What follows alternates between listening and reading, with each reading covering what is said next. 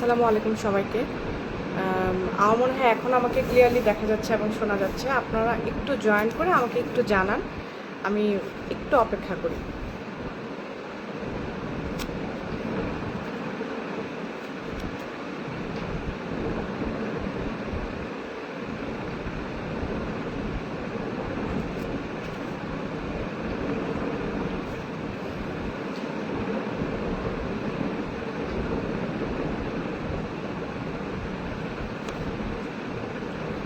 আসসালামু আলাইকুম আপু। আপু আমাকে কি দেখা যাচ্ছে, শোনা যাচ্ছে? একটু যদি কাইন্ডলি কমেন্ট করে জানাতেন।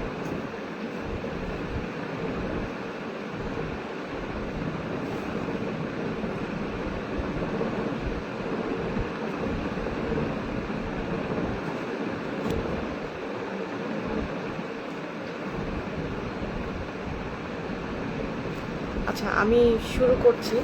আজকে আমি পড়াবো সেটা হচ্ছে বায়োমলিকুলস অ্যান্ড এনজাইমের যে চ্যাপ্টারটা, এটা আমাদের লাগবে বেসিক মাইক্রোবায়োলজি, বায়োকেমিস্ট্রি এসব সাবজেক্টের এফসিপিএস এর জন্য, এবং রেসিডেন্সি এবং ডিপ্লোমা এমফিলের জন্য তো ডেফিনেটলি লাগবে।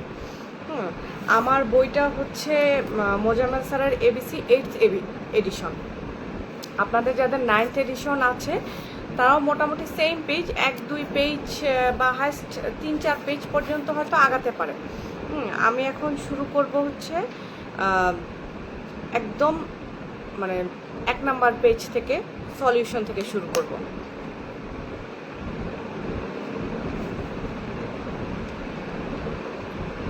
আমি এখনো কারো কমেন্টে দেখতে পাচ্ছি না।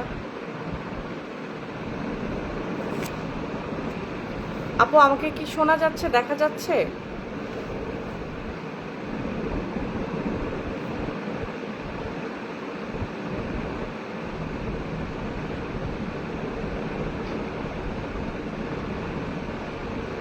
আসসালামু আলাইকুম মৌসুমী আপু, আমাকে কি শোনা যাচ্ছে ক্লিয়ারলি?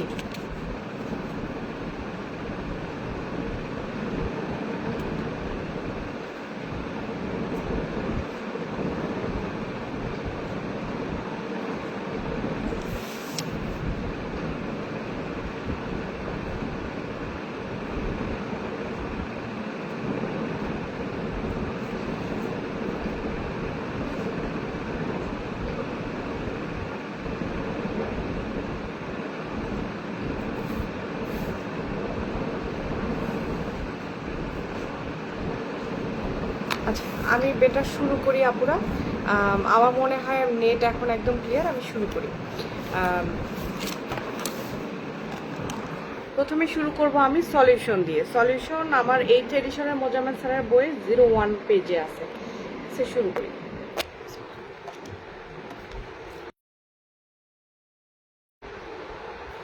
আচ্ছা, শুরু করি। প্রথমে আমাদের দেখেন সলিউশন। সলিউশনের সংজ্ঞাটা কি, এখান থেকে আমাদের যেটা জানতে হবে একটু বলি, যে solution is a homogeneous mixture of 2 or more substances distributed uniformly among each other. এখন এখান থেকে আমাদের যেটা একদম মাস্ট নো, সেটা কি, যে solution is a homogeneous mixture, not heterogeneous mixture. এখন আমাদেরকে জানতে হবে যে সেই হোমোজেনাস মিক্সচার জিনিসটা কি এবং হেটারোজেনাস মিক্সচারটা কি। ওয়ালাইকুম আসসালাম আপু। আচ্ছা, হোমোজেনাস মিক্সচার কি, যে it is the mixture of 2 or more substances showing all through same composition. এটা হচ্ছে হোমোজেনাস মিক্সচার, যে একই রকম জিনিস দিয়ে যদি আমরা কোনো মিক্সচার তৈরি করি, হোমোজেনাস নামেই তো বোঝা যাচ্ছে যে হোমোজেনাসটা কি, একই রকম মিক্সচার। আর হেটারোজেনাস কি, যে mixture of 2 or more substances showing different composition. হ্যাঁ, তার মানে হোমোজেনাস এবং হেটারোজেনাসের মধ্যে মেইন বেসিক পার্থক্য হচ্ছে, হোমোজেনাস হচ্ছে সেম টাইপ অফ মিক্সচার এবং হেটারোজেনাস হচ্ছে different type of mixture. Suppose আমি যদি এখন ইট এবং বালু দিয়ে একটা মিক্সচার বানাই, সেটা হবে হেটারোজেনাস মিক্সচার। যে ইট তো একটু বড় বড় সাইজের হবে, যেমন ধরেন ইট হবে এইটুকু সাইজের, আর বালু কি এরকম, তো এটা কি মিলবে একসাথে? কখনোই মিলবে না। ইট এবং বালু কিন্তু আলাদাই হয়ে থাকবে। সো এটা হচ্ছে হেটারোজেনাস মিক্সচার। কিন্তু অন দ্য আদার হ্যান্ড, আমি যদি লবণ এবং চিনি দিয়ে একটা মিক্সচার বানাই, তাহলে সেটা হবে আমার হোমোজেনাস একটা মিক্সচার, মানে একই টাইপের মিক্সচার। এখন আসেন যে সলভেন্ট কি এবং সলিউট কি। সলভেন্ট এবং সলিউট কি? সলভেন্ট হচ্ছে যে is the component of a solution which forms the larger portion of that solution.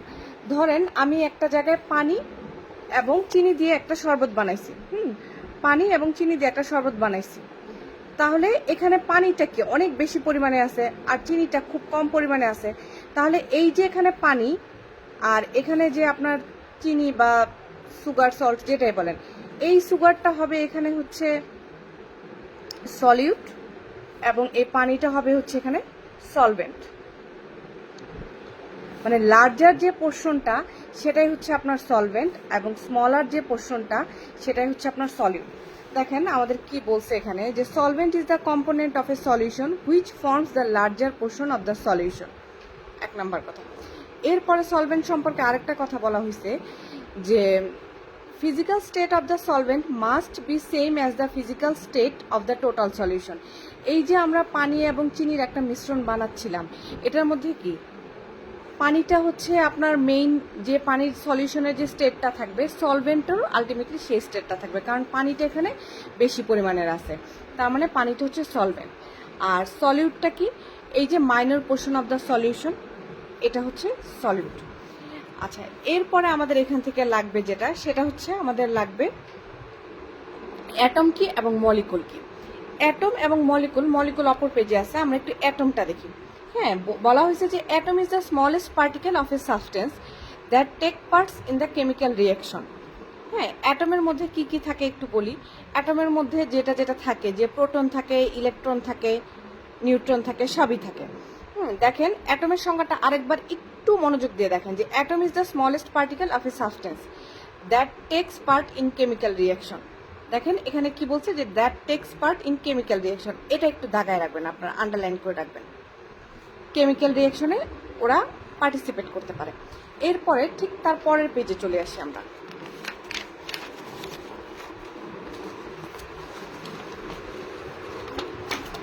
দেখেন এর পরের পেজে কি বলছে, পরের পেজে আমরা মলিকুল সম্পর্কে জানব।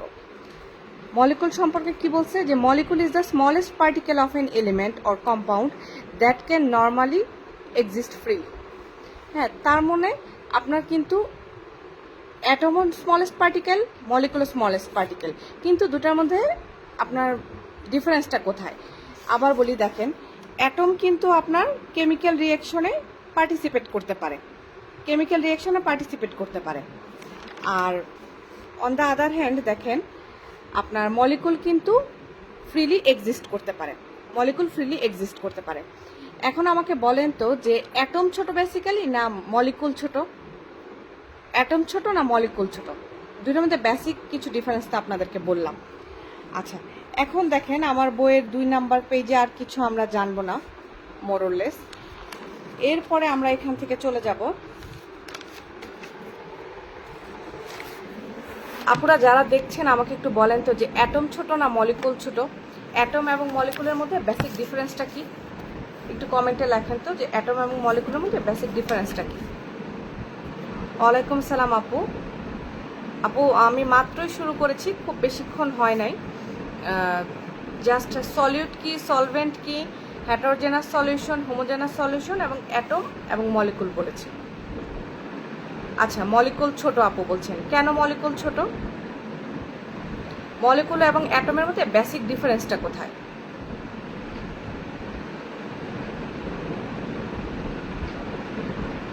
ভাইয়া বলছেন অ্যাটম ছোট।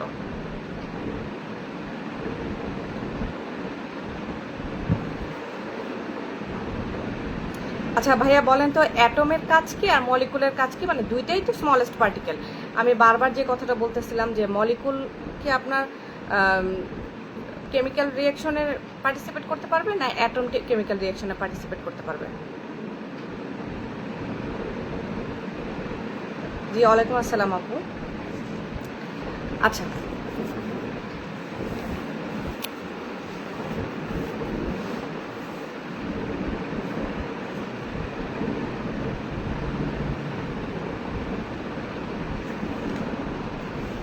হ্যাঁ ভাইয়া, ইস্তিয়াক ভাইয়া কিছুক্ষণ আগে আপনি মনে বলছিলেন যে অ্যাটম ছোট, না মলিকুল ছোট। দেখেন আমাদের পানি কি একটা মলিকুল না? তো পানি তৈরি করতে কি লাগে? অ্যাটম। অ্যাটম প্লাস অ্যাটম যেটা লাগে, যে আপনার হাইড্রোজেনও লাগবে, অক্সিজেনও লাগবে। সো আমাদের ছোট হচ্ছে অ্যাটম, অ্যাটম বেসিক্যালি ছোট। আচ্ছা, এরপরে আমরা চলে আসি 8 নাম্বার পেজে। 8 নাম্বার পেজে দেখেন কি বলছে। 8 নাম্বার পেজ থেকে আমাদের কিছু বেসিক জিনিস জানতে হবে, যে মোলার সলিউশন কি। আমার বইয়ে 8 নাম্বার পেজে মোলার সলিউশন, আপনাদের 9th এডিশনের বইয়ে আরেকটু মানে আগানো থাকতে পারে পেজে। মোলার সলিউশন কি, মোলাল সলিউশন কি, নর্মাল সলিউশন কি, অসমোলার সলিউশন কি, অসমোলাল সলিউশন কি, নর্মাল স্যালাইন কি, এবং স্ট্যান্ডার্ড সলিউশন কি। এই কয়েকটা জিনিস আমাদের মাথায় একটু ঢুকাইতে হবে, এবং এই যে আমি যেটা বলবো সেটা কিন্তু আপনাদের এখনই পড়া শেষ করে ফেলতে হবে। এইটা যে আপনি পরবর্তীতে পড়বেন, কারণ প্রত্যেকটা পরীক্ষা মানেই যে মাথা থেকে আপনার অনেক কিছু রেসিডুয়াল নলেজ বের করে এক্সাম দিতে হবে। হ্যাঁ, সব কিছু কিন্তু আপনার পড়ে যাওয়া সম্ভব না। তা আমি যে কথাটা যেভাবে বলবো, এখন এই ছোট ছোট জিনিসগুলো মাথায় ঢুকায় ফেলেন। আচ্ছা, এখন বলি যে মোলার সলিউশন কি, একটু দেখেন কি বলা হয়েছে। দেখেন, molar solution, it is the solution containing of 1 mole, definitely containing 1 mole। হ্যাঁ, কিন্তু কিসের solute per litre solution, containing of 1 mole solute per liter solution। এখন যদি আমি বলি যে মোলার সলিউশনটা কি, মোলার সলিউশনটা হচ্ছে এটাও solution containing 1 mole of solute, দুইটাই কিন্তু 1 মোল সলিউট। কিন্তু দেখেন, যেটা আমি বলতেছি মোলার, সেটাতে বলছি পার লিটার সলিউশন, আর যেটা বলতেছি মোলাল, সেটাতে আমরা বলতেছি পার কেজি সলভেন্ট। মেইন পার্থক্যটা কিন্তু এই জায়গায়। হ্যাঁ, যে এখানে হচ্ছে এটা একটা সলিউট, দুইটাই সলিউট, 1 মোল অফ সলিউট, কিন্তু এখানে পার লিটার সলিউশন, এখানে পার কেজি সলভেন্ট। এটা একটু মাথায় রাখবেন। এখন যদি বলি যে আমরা এটা মনে রাখবো কিভাবে, দেখেন মোলারের শেষে আর আছে। হ্যাঁ, মোলারের শেষে আর আছে, এবং আলটিমেটলি দেখেন আমরা যখন সলিউশনটা করব সেটাও পার লিটার, পার লিটার মানে 1 লিটার। এখন এই লিটারের শেষেও আর আছে, মোলারের শেষেও আর আছে। তো লিটারটা কি হবে, লিটারটা কি কখনো সলভেন্ট হতে পারবে? হতে পারবে না, এটা তো একটা পানীয় জাতীয় জিনিস হবে, যে কোনো লিকুইড, সো এটা সলিউশনই হবে। তার মানে মোলার সলিউশনটা হচ্ছে 1 সলিউট, 1 মোল সলিউট পার লিটার সলিউশন গেল। এরপরে দেখেন মোলালে ওই যে বললাম যে 1 mole of solute per KG of solvent. এখন বলতে পারেন যে এইটা আপনার কিভাবে আসবে, এফসিপিএস বা রেসিডেন্সি এক্সামে কিভাবে আসবে, ওখানে আসবে ট্রু ফলস হিসেবে যদি আসবে যে it is the solution containing 1 mole of solute per litre solution. আবার এখানে আসতে পারে মোলার সলিউশনের ক্ষেত্রে যে it is the solution containing 1 mole of solute per KG solvent. দুইটাই কিন্তু ফলস, একটু মাথায় রাখবেন ব্যাপারটা। এরপরে দেখেন নর্মাল সলিউশন, এটা আমরা অ্যাজ ইউজুয়াল সবাই জানি। এটার ব্যাপারটা কি, যে it is the solution containing 1 equivalent of solute per litre solution. হ্যাঁ, এখানে যেমন বলা হয়েছিল মোল, কিন্তু নর্মাল সলিউশনে 1 equivalent of solute per litre সলিউশনে। এরপরে অসমোলার, এখানে অসমোলার মানে তো আমরা বুঝতেছি এখানে অসমোলার বলা হয়েছে, সো 1 অসমোল অফ সলিউট। এটা খুব সহজ জিনিস। এরপরে দেখেন কি বলছে, এরপরে বলা হয়েছে যে নর্মাল স্যালাইন কি। হ্যাঁ, নর্মাল স্যালাইন হচ্ছে, এটা তো আমরা সবাই জানি মোরলেস, যে it is 0.9% sodium chloride solution in water. আর অন দ্য আদার হ্যান্ড যদি বলি যে 0.9 গ্রাম সোডিয়াম ক্লোরাইড ইন কত ml, আমরা জানি এটা সবাই যেটা 100 ml সলিউশন, কিন্তু তারপরও এটা মাথায় একটু রাখতে হবে যে 100 ml 100 ml 100 ml, কারণ পরীক্ষার কোশ্চেনে যখন দিবে তখন কিন্তু এটা 1000 ml সলিউশন করে দিবে। নট 100 দিবে, 1000 ml সলিউশন করে দিবে। এরপরে আসেন যে এই যে আমাদের বলা হয়েছে যে নর্মাল স্যালাইন, এটা নর্মাল স্যালাইন কেন, এটা নর্মাল স্যালাইন, এটা একটা স্টেমই দিয়ে দিবে, it is called saline because it contains sodium chloride. হ্যাঁ, এটা স্যালাইন কেন বলা হয়, এটা নর্মাল সলিউশন কেন বলা হচ্ছে না, স্যালাইন কেন বলা হচ্ছে, কারণ এখানে সোডিয়াম ক্লোরাইড আছে। এরপরে যেটা বলা হয়েছে যে নর্মাল স্যালাইন আমরা কি কি কাজে ইউজ করব, আমরা সব জানি, তারপরেও একটু দেখে রাখা। হ্যাঁ, যে ভলিউম কারেকশন, হাইপোভলিউমিক ডিসঅর্ডার, যে কোনো হাইপোভলিউমিক ডিসঅর্ডার, স্টোমাক ওয়াশের জন্য, ব্লাডার ওয়াশের জন্য, কনজাংটিভাল ওয়াশের জন্য, পেরিটোনিয়াল টয়লেটিংয়ের জন্য আমরা ইউজ করি। আচ্ছা, এরপর আছে স্ট্যান্ডার্ড সলিউশন। স্ট্যান্ডার্ড সলিউশন কি, যেটার কনসেন্ট্রেশন আমরা জানি সেটা হচ্ছে স্ট্যান্ডার্ড সলিউশন। যেমন ধরেন একটা স্ট্যান্ডার্ড সলিউশনের একটা নর্মাল এক্সাম্পল দেন তো। স্ট্যান্ডার্ড সলিউশনের একটা নর্মাল এক্সাম্পল দেন। আমি কিন্তু মাত্র বলছি স্ট্যান্ডার্ড সলিউশনের একটা এক্সাম্পল। স্ট্যান্ডার্ড সলিউশনের ডেফিনেশনটা কি, যে it is the solution of known concentration. হ্যাঁ, সো নোন কনসেন্ট্রেশন আমরা জানি একটা সলিউশনের কনসেন্ট্রেশন, এরকম একটা কনসেন্ট্রেশন সলিউশনের একটা এক্সাম্পল দেন তো। জান্নাত আপু আছেন, ইস্তিয়াক ভাইয়া আছেন, সুমাইয়া পারভিন আপু আছেন, একটা স্ট্যান্ডার্ড সলিউশনের একটা এক্সাম্পল দেন। আমি কিন্তু মাত্র বলছি। হ্যাঁ, নর্মাল স্যালাইন।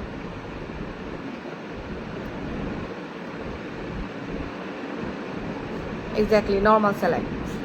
আচ্ছা, নর্মাল স্যালাইনকে কেন আমরা স্ট্যান্ডার্ড সলিউশন বলছি?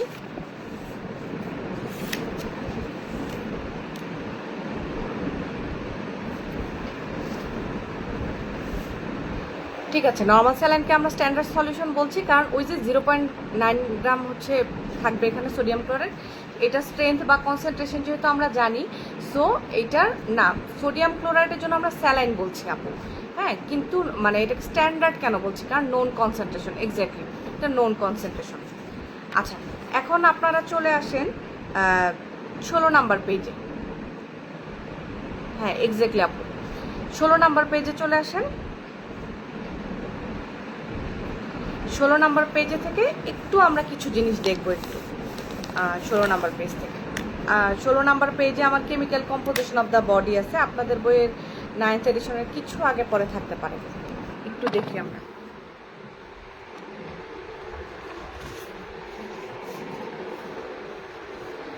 আসসালামু আলাইকুম আপু। ওয়ালাইকুম আসসালাম। আচ্ছা, আমরা একটু দেখি। হ্যাঁ, আমার পেজের বইয়ের পেজ নাম্বার হচ্ছে 16। আচ্ছা, একটু দেখি chemical composition of the body. দেখেন, আমাদের বডিতে সবচেয়ে বেশি থাকবে ওয়াটার। হ্যাঁ, ওয়াটার সবচেয়ে বেশি থাকবে, সেটা কত পার্সেন্ট থাকবে? 60% থাকবে। এরপরে বেশি থাকবে আমাদের লিপিড এবং প্রোটিন, দুইটাই মোটামুটি সমান পরিমাণে থাকবে, কত? 15% এবং 15%। এরপরে কার্বোহাইড্রেট থাকবে আমাদের বডিতে 2% এবং মিনারেলস থাকবে 8%। এটা একটু মাথায় রাখবেন। হ্যাঁ, ওয়াটার কিন্তু 60 to 70%, এটা আমরা মোরলেস সবাই জানি যে আমাদের বডিতে ওয়াটার 60 এবং 70% আছে। এখন আমাকে বলেন তো যে ওয়াটার ইসিএফ ভলিউম কতটুকু এবং আইসিএফ ভলিউম কতটুকু থাকে?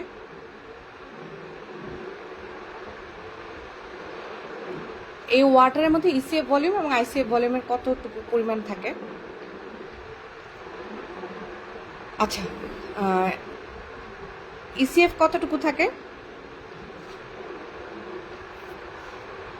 আচ্ছা, আর মিনারেলস থাকে 8%। এরপরে আসেন যে elements composition of the body. Normally হচ্ছে elementary composition of the body কি কি থাকতে পারে? দেখেন, কার্বন থাকবে 50% ক্ষেত্রে।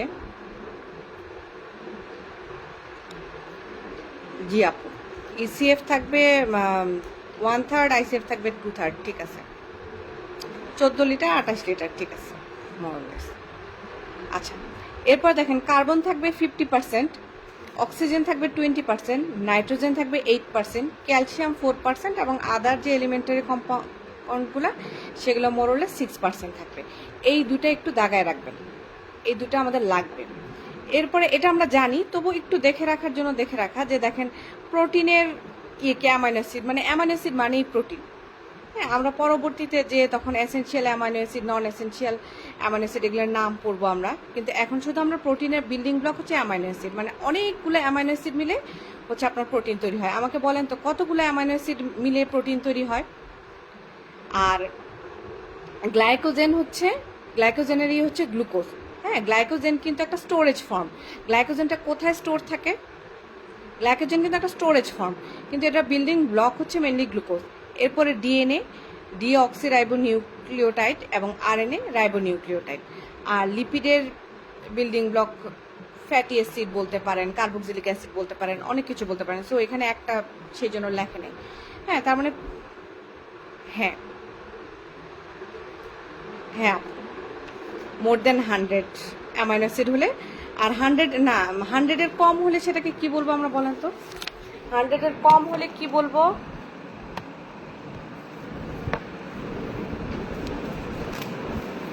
হ্যাঁ, 100-এর বেশি হলে অ্যামাইনো অ্যাসিড দ্বারা ইয়ে হলে আমরা সেটাকে। আচ্ছা, এই যে অ্যামাইনো অ্যাসিডগুলো একটা আরেকটার সাথে অ্যাটাচড থাকে, এবং আলটিমেটলি আপনার প্রোটিন তৈরি করে। এই বন্ডটাকে আমরা কি বলবো বলেন তো? পলিপেপটাইড। আচ্ছা, এই বন্ডটাকে কি বলবো? এই যে মানে 100-এর মতো বা যে কয়টাই আপনার অ্যামাইনো অ্যাসিড একটা আরেকটার সাথে লেগে আপনার একটা বন্ড তৈরি করে, এই বন্ডটাকে কি বলবো?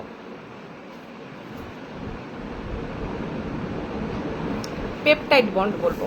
হ্যাঁ, আর এই যে কার্বোহাইড্রেটগুলা, সেটা অলিগোস্যাকারাইড বলেন, ডাইস্যাকারাইড বলেন, একটা আরেকটার সাথে যে ভাই কোভ্যালেন্ট বন্ড, ব্যাপারটা ঠিক সেরকম না। কোভ্যালেন্ট বন্ড ডেফিনেটলি, কিন্তু কোভ্যালেন্ট বন্ড তো যে কোনো কিছুর মধ্যে হতে পারে, তাই না? Mainly peptide bond. আর যেটা হচ্ছে আমাদের কার্বোহাইড্রেটের মধ্যে থাকবে সেটাকে আমরা বলবো গ্লাইকোসাইডিক বন্ড। আচ্ছা, এখন এর পরের পেজে আসেন, দেখেন 17 নম্বর পেজে মানে খুবই খুবই খুবই ইম্পর্ট্যান্ট একটা জিনিস। ধরেন এই প্রথম চ্যাপ্টার থেকে আপনি একটা জিনিস যাওয়ার আগে রিভিশন দিয়ে যাবেন, দুইটা জিনিস রিভিশন যদি দিতে চান। এক নাম্বার হচ্ছে আপনার এই ক্রিস্টালয়েড এবং কলয়েডের পার্থক্য এবং এক্সাম্পলটা আপনি দেখে যাবেন, যদি একটা জিনিস দেখে যেতে চান। আচ্ছা, একটু আমরা বলি, আমার বইয়ের পেজে আছে হচ্ছে 16 নাম্বার পেজে, একটু দেখি আমরা। দেখেন কি বলা হয়েছে। প্রথমে দেখেন আমার বইয়ের পেজে আছে হচ্ছে 17 নাম্বার পেজে, একটু বলি প্লাজমা ক্রিস্টালয়েডগুলা কি কি। আপু প্রত্যেক অল্টারনেটিভ পরীক্ষায় আসে মোটামুটি ক্রিস্টালয়েড কলয়েড। হ্যাঁ, এখন বলি ক্রিস্টালয়েডগুলা কি কি। ক্রিস্টালয়েডগুলা কি দেখেন, glucose, amino acid, urea, electrolytes এবং মিনারেলস।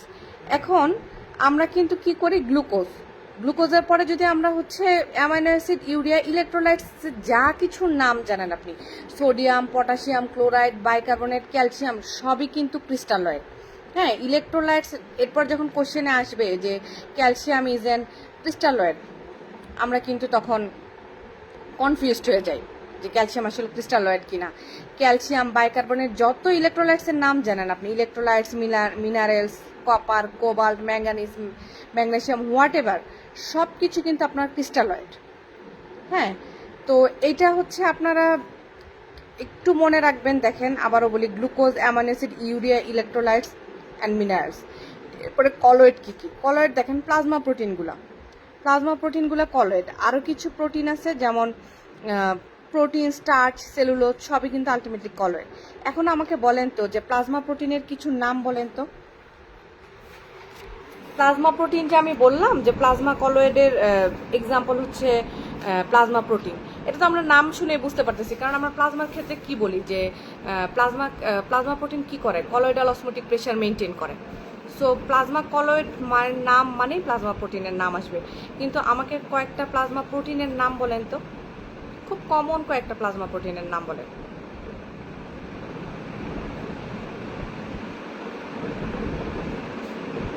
হ্যাঁ, অ্যালবুমিন, গ্লোবিলিন, তারপর আরো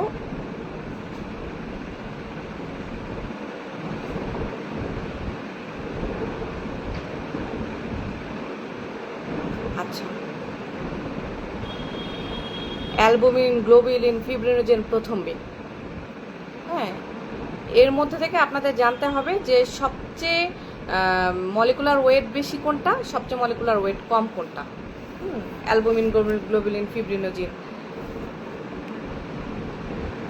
আচ্ছা, ফিব্রিনোজেন কিন্তু হায়েস্ট মলিকুলার ওয়েট, আর অ্যালবুমিন হচ্ছে লোয়েস্ট মলিকুলার ওয়েট। এবং কোনটা কত পার্সেন্ট আপনার এই যে কলয়েডাল প্রেশার মেনটেন করে, অসমোটিক প্রেশার মেনটেন করে, এটা আমাদের একটু, এটা যেহেতু আপনারা ব্লাডের পরবর্তীতে পড়বেন বা অলরেডি হয়তো পড়ে ফেলছেন কোথাও না কোথাও, তাও আমি একটু বলার জন্য বলছি যে albumin mainly 80% colloidal osmotic pressure maintain করে, আর আপনার গ্লোবিলিন মেনটেন করবে 20% কলয়েডাল অসমোটিক প্রেশার। হ্যাঁ, হাই মলিকুলার ওয়েট হচ্ছে ফিব্রিনোজেন। অ্যালবুমিন সেক্ষেত্রে আপনার 80% কলয়েডাল অসমোটিক প্রেশার মেনটেন করে এবং গ্লোবিলিন করবে হচ্ছে 20% কলয়েডাল অসমোটিক প্রেশার মেনটেন। এরপরে আসেন যে ক্রিস্টালয়েড এবং কলয়েডের কিছু পার্থক্য। হ্যাঁ, দেখি আমরা বইটাতে একটু দেখি ক্রিস্টালয়েড এবং কলয়েডের কিছু পার্থক্য। দেখেন ক্রিস্টালয়েডের কথা কি বলা হয়েছে, যে ক্রিস্টালয়েডের সাইজটা কত। আপু পেজ নাম্বার হচ্ছে 17। আচ্ছা, ক্রিস্টালয়েডের কত, ক্রিস্টালয়েড, হ্যাঁ দেখেন এটার আরেকটা নাম কিন্তু অ্যামাইক্রন। এখন কি হবে যে সাইজ হচ্ছে 1 ন্যানোমিটারের কম, এবং সেটা আলট্রা মাইক্রোস্কোপের নিচে দিয়ে দেখা যায় না। But on the other hand কলয়েডের নাম কি দেখেন, কলয়েডের নাম কিন্তু সাবমাইক্রন। কলয়েডের নাম কি সাবমাইক্রন। এটার সাইজ কত, 1 থেকে 100 ন্যানোমিটার, যেহেতু 1 থেকে 100, সো এটা কিন্তু আলট্রা মাইক্রোস্কোপে দেখা যাবে। এরপরে দেখেন যে এটা আপনার যেহেতু ছোট, একদম ছোট জিনিস, সো ও সেমি পারমেবল মেমব্রেন দিয়ে ক্রস করতে পারবে, আর এইটা সেমি পারমেবল মেমব্রেন দিয়ে ক্রস করতে পারবে না। এই ক্ষেত্রে আমরা উদাহরণ আনতে পারি, ওই যে আমরা যখন চায়ের লিকারটা ঢালি, চায়ের লিকার অনেকগুলা থাকে না যে ছোট, অনেকগুলা বড়, যেগুলো ছোট সেগুলো কিন্তু দেখবেন যে চায়ের ছাঁকনি দিয়ে চায়ের কাপে পড়ে যায়, সেটা হচ্ছে ক্রিস্টালয়েড মানে অ্যামাইক্রন। হ্যাঁ, সেটা সেমি পারমেবল মেমব্রেন মানে ওই চায়ের ছাঁকনিটা দিয়ে কিন্তু পড়ে যাইতে পারতেছে। অন দ্য আদার হ্যান্ড যেটা একটু বড় সাইজের, কলয়েড সাইজের মানে সাবমাইক্রন, সেটা কিন্তু সেমি পারমেবল মেমব্রেনতে পাস করতে পারতেছে না। এবং এটা এরপরে কি করবে, এটা হচ্ছে আপনার ক্রিস্টালাইন অ্যান্ড ডায়ালাইজেবল করবে, এটা হচ্ছে অ্যামরফাস এবং নন ডায়ালাইজেবল। এরপরে এটা কি করবে, form homogeneous solution with water. হ্যাঁ, এটা হোমোজেনাস সলিউশন উইথ ওয়াটার করবে, এবং সেটা ট্রু সলিউশন। আর এটা কি করবে, এটা হেটারোজেনাস সলিউশন তৈরি করবে, এটা হেটারোজেনাস কলয়েডাল সলিউশন তৈরি করবে। এরপরে কি, ক্রিস্টালয়েডগুলো কি করবে, যে ভেরি অ্যাক্টিভ এবং এক্সার্ট করবে হাই ক্রিস্টালয়েড অসমোটিক প্রেশার। আর ওরা তো কলয়েড, তাই না, ওরা তো mainly colloidal osmotic pressure maintain করবে। সো ওরা কলয়েডাল অসমোটিক প্রেশার মেনটেন করলেও less colloidal osmotic pressure maintain করবে, কারণ ওরা অসমোটিক্যালি লেস অ্যাক্টিভ। এরপরে কি বলছে দেখেন, যে এটা আপনাদেরকে একটু দাগায় রাখতে হবে, যে determine water movement across the cell membrane. হ্যাঁ, এটা একটু দাগায় রাখবেন যে across the cell membrane. On the other hand দেখেন যে determine the water movement across the capillary membrane, একটু দাগা রাখবেন অ্যাক্রস দ্য ক্যাপিলারি মেমব্রেন।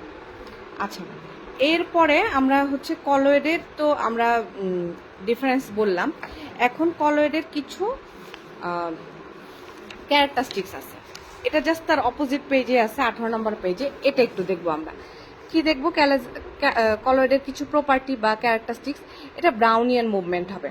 হ্যাঁ, এবং ব্রাউনিয়ান মুভমেন্টটার ক্ষেত্রে দেখেন সেই ব্রাউনিয়ান মুভমেন্টটা কেমন। ব্রাউনিয়ান মুভমেন্টটা হচ্ছে কন্টিনিউয়াস, র্যাপিড এবং হ্যাফাজার্ড মুভমেন্ট, 1 নম্বর কথা। এবং 2 নম্বর কথা দাগাবেন যে it is seen under ultra microscope. এই ব্রাউনিয়ান মুভমেন্টটা কিন্তু আলট্রা মাইক্রোস্কোপ দিয়ে দেখা যায়। এরপরে টিন্ডাল ফেনোমেনন, এটার আরেকটা নাম কিন্তু অপটিক্যাল ফেনোমেনন। এখানে কি হয়, যে একটা লাইট, বিম অফ লাইট দেওয়া হয় কলয়েডাল সলিউশন দিয়ে, কিন্তু সেটা কোন অ্যাঙ্গেল থেকে দেওয়া হয়, সেটা রাইট অ্যাঙ্গেল থেকে দেওয়া হয়। সে রাইট অ্যাঙ্গেল থেকে দেওয়া হলে দেখা যায় যে এখানে একটা ভিজিবল হোয়াইট লাইন। এবং বলা হয়েছে যে এইটা কিন্তু ট্রু একটা সলিউশন, বাট এই ফেনোমেননটা সবসময় ট্রু না।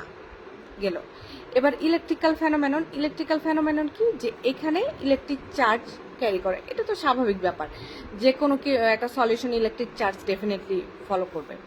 এবং এখানে একটা আইসো ইলেকট্রিক পিএইচ থাকতে পারে। আইসো ইলেকট্রিক পিএইচ কি, যেখানে পজিটিভ চার্জ এবং নেগেটিভ চার্জ সমান। সাপোজ এখানে 3টা যদি পজিটিভ চার্জ যুক্ত সোডিয়াম থাকে, আর 3টা যদি নেগেটিভ চার্জ যুক্ত ক্লোরাইড থাকে, তাহলে কি পজিটিভ এবং নেগেটিভ সমান সে পিএইচে। এরপরে কি সারফেস ফেনোমেনন। সারফেস ফেনোমেনন কি বলছে, যে colloidal particles have large surface area per unit mass. হ্যাঁ, এটাই হচ্ছে সারফেস ফেনোমেনন। এখান থেকে আমাদের মোটামুটি আর কিছু এভাবে জানতে হবে না। আচ্ছা, আমি যতটুকু এ পর্যন্ত বললাম আপনারা বুঝতে পারেন নাই এমন কোনো কিছু আছে যে আমি আরেকবার বলবো? না বুঝলে আমি বারবার বলবো, কারণ এই টপিকসগুলো আমাদের লাগবে। ওয়ালাইকুম আসসালাম আপু।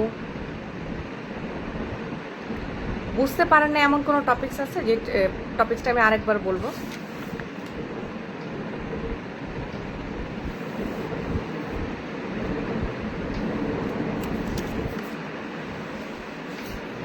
আচ্ছা, প্রপার্টিসটা আপু প্রথমে যদি আমি বলি যে ব্রাউনিয়ান মুভমেন্ট। হ্যাঁ, আমরা যখন আলট্রা মানে মাইক্রোস্কোপের মধ্যে দেখবো যে এই যে কলয়েডের যে পার্টিকেলগুলো আছে, এগুলো র্যাপিড হ্যাফাজার্ড ভাবে মুভমেন্ট করতেছে, এটা হচ্ছে ব্রাউনিয়ান মুভমেন্ট, এবং এটা আলট্রা মাইক্রোস্কোপ দিয়ে দেখা যাবে। একজন আপু বলছেন যে ইলেকট্রিক্যাল ফেনোমেনন হচ্ছে এমন একটা স্ট্যান্ডার্ড পিএইচ একটা সলিউশনের জন্য যেই পিএইচে পজিটিভ চার্জ এবং নেগেটিভ চার্জ আলটিমেটলি জিরো হয়ে যাবে। ধরেন পজিটিভ চার্জ যদি সেখানে 3টা থাকে, নেগেটিভ চার্জও সেখানে 3টা থাকবে, তার মানে এই পজিটিভ আর প্লাসে মাইনাসে সেই জিরোই হবে। সেই যে পিএইচটা, এটা হচ্ছে আপনার ইলেকট্রিক্যাল ফেনোমেনন, যেই জায়গাটাতে আপনার পজিটিভ এবং নেগেটিভ চার্জ জিরো থাকবে। ধরেন 10টা পজিটিভ চার্জযুক্ত কোনো পার্টিকেল আছে, আবার 10টা নেগেটিভ চার্জযুক্ত পার্টিকেল আছে, মানে সেম চার্জযুক্ত জিনিসগুলা পজিটিভ এবং নেগেটিভ থাকলে যেই জিরো হবে যেই পিএইচে, সেটা হচ্ছে ইলেকট্রিক্যাল ফেনোমেনন। হ্যাঁ, আর সারফেস ফেনোমেনন জিনিসটা কি, যে এই যে জায়গাটা, এখানে মেনলি আপনার মানে টেনশন, সারফেস টেনশনটা সবচেয়ে বেশি থাকবে। সারফেস টেনশন মানে কি, মানে একটা আরেকটার সাথে যে আপনার লেগে থাকার যে ক্ষমতাটা, টেনশন মানে অ্যাটাচ থাকার যে ক্ষমতাটা, এটা সে সারফেস ফেনোমেননে সবচেয়ে বেশি থাকবে। আচ্ছা, এখন আমরা চলে আসি 20 নাম্বার পেজে, সেটা হচ্ছে ডায়ালাইসিস। 20 নাম্বার পেজে ডায়ালাইসিস। ডায়ালাইসিস জিনিসটা কি এটা একটু বলি। ডায়ালাইসিস হচ্ছে আপনার ক্রিস্টালয়েড এবং কলয়েড, হ্যাঁ, এই দুইটাকে একসাথে থাকলে আলাদা করার যে মানে প্রসিডিওরটা, এটাই হচ্ছে আপনার ডায়ালাইসিস। এটা আমরা ওয়ান টাইপ অফ বলতে পারি। এই যে আমি চায়ের ছাঁকনির কথা কিছুক্ষণ আপনাদেরকে বলতেছিলাম, যে চায়ের লিকার যখন আমরা ইয়ে করতে যাই, তখন ছোট লিকারগুলো কিন্তু পড়ে যায় এবং বড় লিকারগুলো উপরে থেকে যায়। তো এই যে আমাদের প্রসিডিওরটা, এটাকে আমরা বলবো ডায়ালাইসিস। হ্যাঁ, এটাকে ডায়ালাইসিস বলবো। আমরা দেখি একটু বইয়ের ভাষায় দেখি তাহলে কি বলছে। দেখেন কি বলছে এখানে ডায়ালাইসিসের ব্যাপারটা, যে it is one of the methods use to separate colloid এবং ক্রিস্টালয়েড ফ্রম দেয়ার মিক্সচার। হ্যাঁ, কলয়েড এবং ক্রিস্টালয়েড ফ্রম দেয়ার মিক্সচার। বা আমরা যদি বলি যে আমরা বালু এবং ইট একটা জায়গায় রাখবো, একটা ছাঁকনির সাহায্যে আমরা বালু এবং ইটকে আলাদা করবো, তাহলে কি হবে, বালুটা আপনার ছাঁকনির মাধ্যমে নিচে পড়ে যাবে এবং ইটের টুকরা পড়ে থাকবে। এই যে পদ্ধতিটা, এটা হচ্ছে ডায়ালাইসিস। এখন ডায়ালাইসিসের কিছু ইম্পর্টেন্স আছে। ইম্পর্টেন্সটা কি, যে it is used as artificial kidney for treatment of renal failure. এখন কেন আমরা এটা আর্টিফিশিয়াল কিডনির মতো করে কাজ করব? রেনালের কাজ কি? যে কোনো কিডনির কাজ হচ্ছে ফিল্ট্রেশন, মানে এক্সক্রিশন অফ ইউরিন তো ডেফিনেটলি, বাট মোস্ট আর একটা ইম্পর্টেন্ট কাজ হচ্ছে ফিল্ট্রেশন করা এবং ফিল্ট্রেশন করা। এখন ও ফিল্টার করতে পারতেছে না, ও বুঝতেই পারতেছে না যে ও কোনটা ইট, কোনটা বালু, কোনটা ওকে ধরে রাখতে হবে, কোনটা ছেড়ে দিতে হবে। হ্যাঁ, সো সেক্ষেত্রে আমরা আর্টিফিশিয়ালি ডায়ালাইসিসে ইউজ করব, এক নাম্বার। এরপরে আর একটা কথা হচ্ছে যে it is used the treatment for hyper kalaemia. ওই যে হাইপার ক্যালেমিয়া মানে কি, পটাশিয়াম কি বলেন তো? পটাশিয়াম কিন্তু একটা ক্রিস্টালয়েড। হ্যাঁ, পটাশিয়াম একটা ক্রিস্টালয়েড। এখন আমরা কি করব, ওর ছাঁকনিটা সামহাও নষ্ট হয়ে গেছে, ও ক্রিস্টালয়েডটাকেও বের করতে পারতেছে না, কিন্তু আমরা এই যে আর্টিফিশিয়াল ডায়ালাইসিসের মাধ্যমে পটাশিয়ামটাকে বের করে দেব। হ্যাঁ, সামহাও পটাশিয়ামটা ডায়ালাইসিসের মাধ্যমে বের করে দেব, তাহলে বডিতে পটাশিয়ামটা কমে যাবে। আলটিমেটলি আমাদের পটাশিয়াম লেভেলটা নর্মাল হয়ে যাবে। তার মানে ডায়ালাইসিসের ক্ষেত্রে আমাদের কাজ কি হবে, যে আর্টিফিশিয়াল কিডনি হিসেবে আমরা কাজ করব ফর রেনাল ফেলিওরের ক্ষেত্রে, ট্রিটমেন্টের ক্ষেত্রে, আর হচ্ছে ট্রিটমেন্ট অফ দ্য হাইপার ক্যালেমিয়ার ক্ষেত্রে কাজ করতে পারবো। আচ্ছা, আমরা কি ডায়ালাইসিস বুঝতে পারছি না? ডায়ালাইসিস আমি আরেকবার বলবো।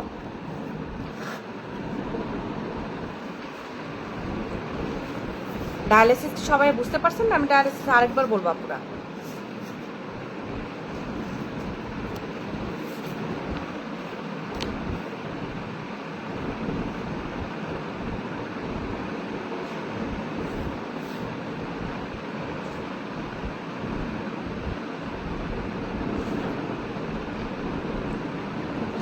আচ্ছা, কেউ কিছু বলছে না তো আমি ধরে নিচ্ছি যে ডায়ালাইসিস। আচ্ছা, ডায়ালাইসিস একটা আপু বলছেন, আরেকবার বলেন। ধরেন আমাদের একটা ছাঁকনি আছে, হ্যাঁ, সেই ছাঁকনিটার মধ্যে আমাদের কিছু বালু আছে আর কিছু ইটের টুকরা আছে। হ্যাঁ, এখন আমরা যখন এটা ছাঁকবো, বালুটা নিচে পড়ে যাবে, ইটের টুকরাটা উপরে থাকবে। হ্যাঁ, তো বালুটা ধরে নেন এটা হচ্ছে আমাদের ক্রিস্টালয়েড, কারণ ক্রিস্টালয়েড কিন্তু চলে যায় সেমি পারমিয়েবল মেমব্রেন দিয়ে। আর কলয়েড যেটা, সেটা হচ্ছে ইটের টুকরা। হ্যাঁ, ইটের টুকরাটা যাচ্ছে না। এই যে আমরা দুইটাকে আলাদা করতেছি, হ্যাঁ, এরকম এরকম করে একটা ছাঁকনির মাধ্যমে আলাদা করতেছি। এই যে টোটাল প্রসিডিউরটা, এটা হচ্ছে আমাদের ডায়ালাইসিস।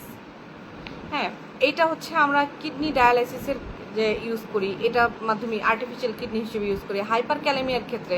কারণ ওই যে হাইপার ক্যালেমিয়া মানে কি, পটাশিয়ামটা বেশি, পটাশিয়ামটা সামহাও আমাদের এক্সক্রিট করে দিতে হবে।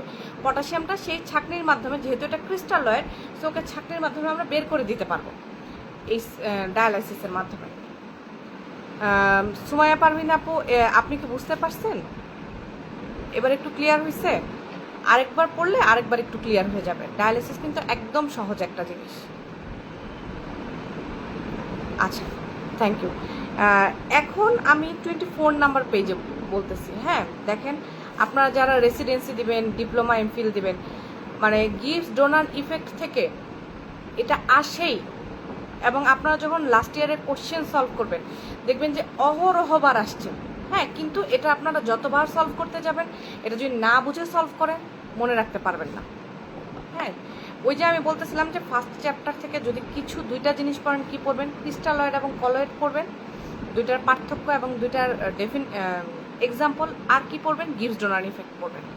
হ্যাঁ, আপনারা কারা কারা আগে রেসিডেন্সি এক্সাম দিচ্ছেন এবং লাস্ট ইয়ারের কোশ্চেনগুলো সলভ করছেন, আমাকে একটু বলেন তো।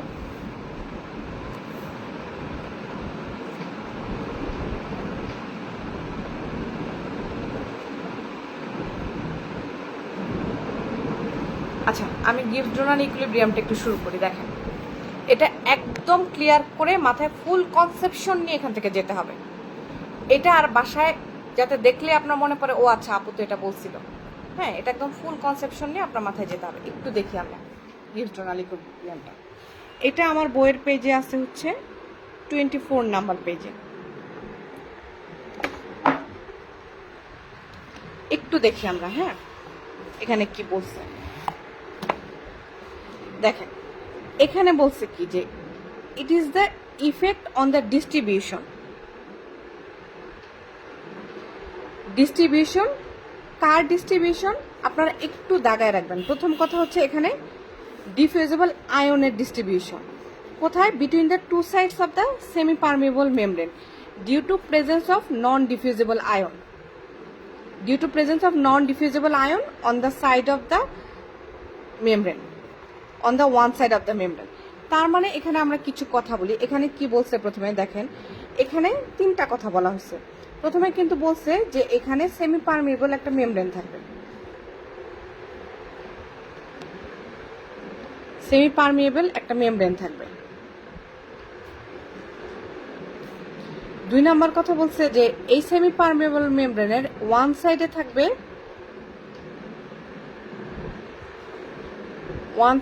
যে কোনো একটা সাইডে থাকবে হচ্ছে আপনার নন ডিফিউজেবল আয়ন।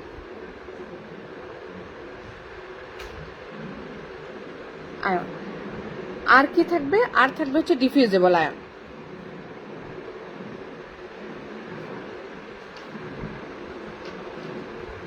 আচ্ছা, তিনটা কথা আমরা আরেকবার একটু শুনি। সেমি পারমিয়েবল মেমব্রেন থাকতে হবে, ওয়ান সাইডে অবশ্যই নন ডিফিউজেবল আয়ন থাকতে হবে, আর ওয়ান সাইডে কিছু ডিফিউজেবল আয়ন থাকতে হবে। গেল। এখন এটার নাম কি আমরা একটু দেখি। এটার নাম হচ্ছে গিভস ডোনার ইকুইলিব্রিয়াম, তাই না? এটার নাম হচ্ছে গিভস ডোনার ইকুইলিব্রিয়াম। তার মানে কি, এখানে ইকুইলিব্রিয়াম একটা কন্ডিশনে থাকতে পারে। গিভস ডোনার তো ডেফিনেটলি আপনার বিজ্ঞানীর নাম, সেই জন্য। এখন আমরা কি করব এটা একটু বলি। ধরেন এটা একটা সলিউশন। হ্যাঁ, এটা একটা সলিউশন। সলিউশনে ধরেন এটা একটা সেমি পারমিয়েবল মেমব্রেন। ধরেন এখানে এক্স আছে, এখানে ওয়াই আছে। হ্যাঁ, এখানে ধরেন সাপোজ অন্য কিছু একটা আছে, এক্স, জেড, ওয়াই, অনেক কিছু আছে। হ্যাঁ, এখন দেখেন আমি বলি ব্যাপারটা। ধরেন এক্স হচ্ছে আপনার নন ডিফিউজেবল। হ্যাঁ, এক্স হচ্ছে নন ডিফিউজেবল। এক্স কিন্তু নড়াচড়া করবে না, এক্স এই পাশ থেকে ওই পাশে যাবে না, কখনোই এক্স এই পাশ থেকে ওই পাশে যাবে না। এটা নন ডিফিউজেবল আয়ন, মানে ও খুবই ঘাটতারা, ও নন ডিফিউজেবল। তাহলে যাবে কি? যাবে হচ্ছে আপনার ওয়াই বা জেড, এরা যাওয়া আসা করবে। সাপোজ এরা এখান থেকে এটা যাওয়া আসা করবে। এখন আমরা যদি ধরে নেই যে এক্স এর মলিকুলার ওয়েট সাপোজ 10, হ্যাঁ, ওয়াই এর মলিকুলার ওয়েট ধরেন 5, এক্স এর তো 10 আমরা আগেই বললাম, জেড এর ধরেন 5, ওয়াই এর ধরেন 5, হ্যাঁ, এই তো আমরা ধরলাম। এখন আমাদেরকে কি বলতেছে যে আমাদের দুইটার একটা ইকুইলিব্রিয়াম কন্ডিশন থাকতে হবে।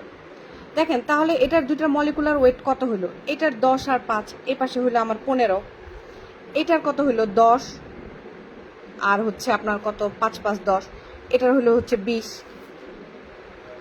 তো সামহাও কি দুটার molecular weight same? Molecular weight কিন্তু সেম না, কখনোই মলিকুলার ওয়েট সেম না।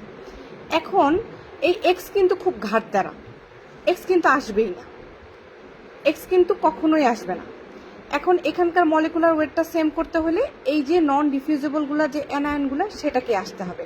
তাহলে আমরা নন ডিফিউজেবল অ্যানায়ন সাপোজ আমরা এখান থেকে ওয়াইকে পাঠাই দিই বা জেডকে পাঠাই দিই। সামহাও এই যে এখানে যে আপনার 20 আছে আর এখানে যে 15 আছে, এই 15টাকেও আমরা অর্ধেক বানাব, মানে ইকুইলিব্রিয়াম করব। তাহলে আমরা কি করতে পারি ইকুইলিব্রিয়াম করতে হলে?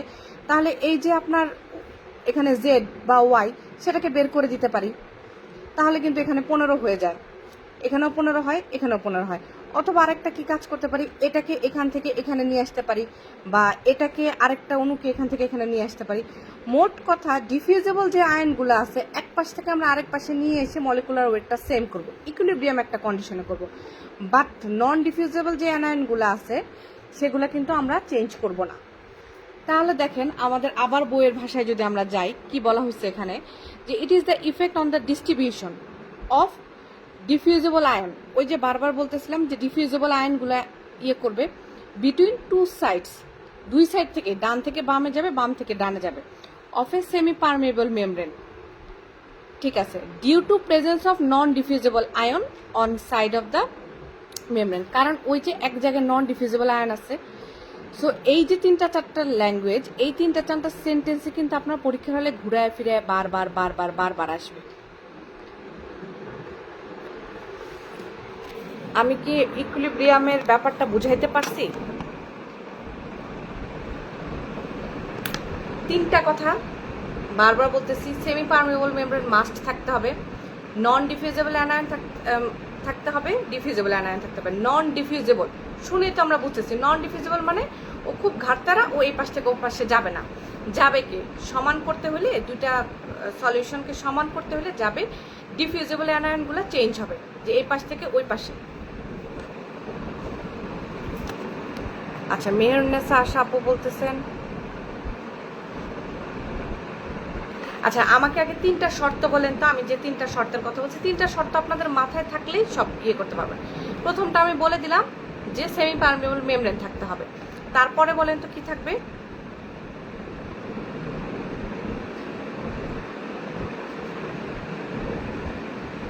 আচ্ছা 3টা যে কন্ডিশন বলছি, 3টা কন্ডিশন বলেন তো, লিখেন তো 3টা কন্ডিশন একটু।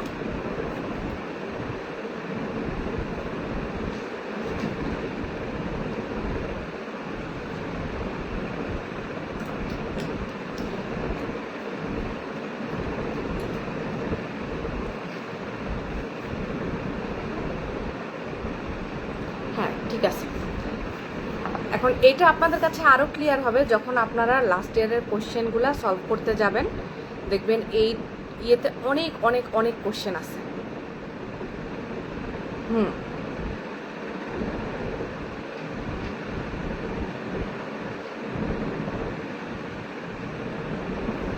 ঠিক আছে, মোটামুটি তাহলে বুঝতে পারছেন।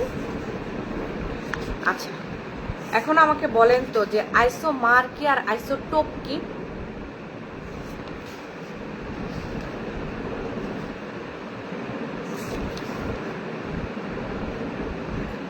ঠিক আছে আপু, মোটামুটি বুঝতে পারছেন। হ্যাঁ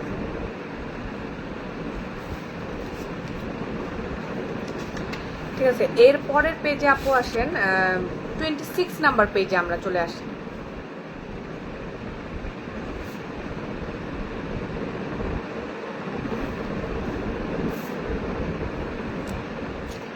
26 পেজে আমরা আসি একটু। হ্যাঁ দেখেন 26 পেজে আমার বইয়ের 26 পেজে একটু আমরা বলছি যে আইসোমার জিনিসটা কি। হ্যাঁ আইসোমার হচ্ছে আপনার, আইসোমার জিনিসটাকে একটু বলি যে isomer are the substance having same molecular formula but different structure. হ্যাঁ সেম মলিকুলার বা কেমিক্যাল ফর্মুলা ডিফারেন্ট স্ট্রাকচার।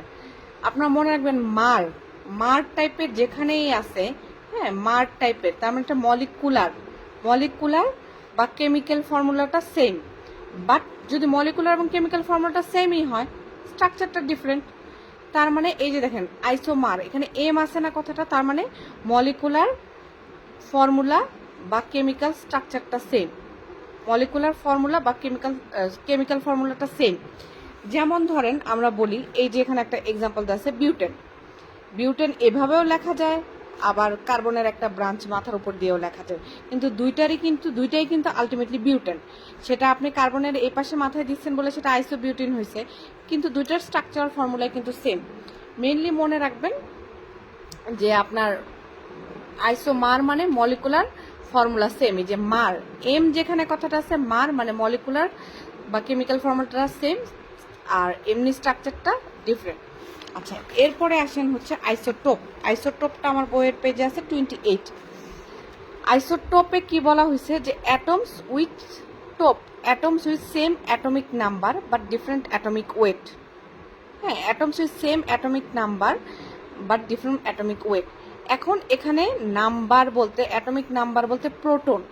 হ্যাঁ যেখানে দেখবেন যে অ্যাটমিক নাম্বার এখন আসতে পারে যে isotope means same number of proton but different atomic weight আসতেই পারে।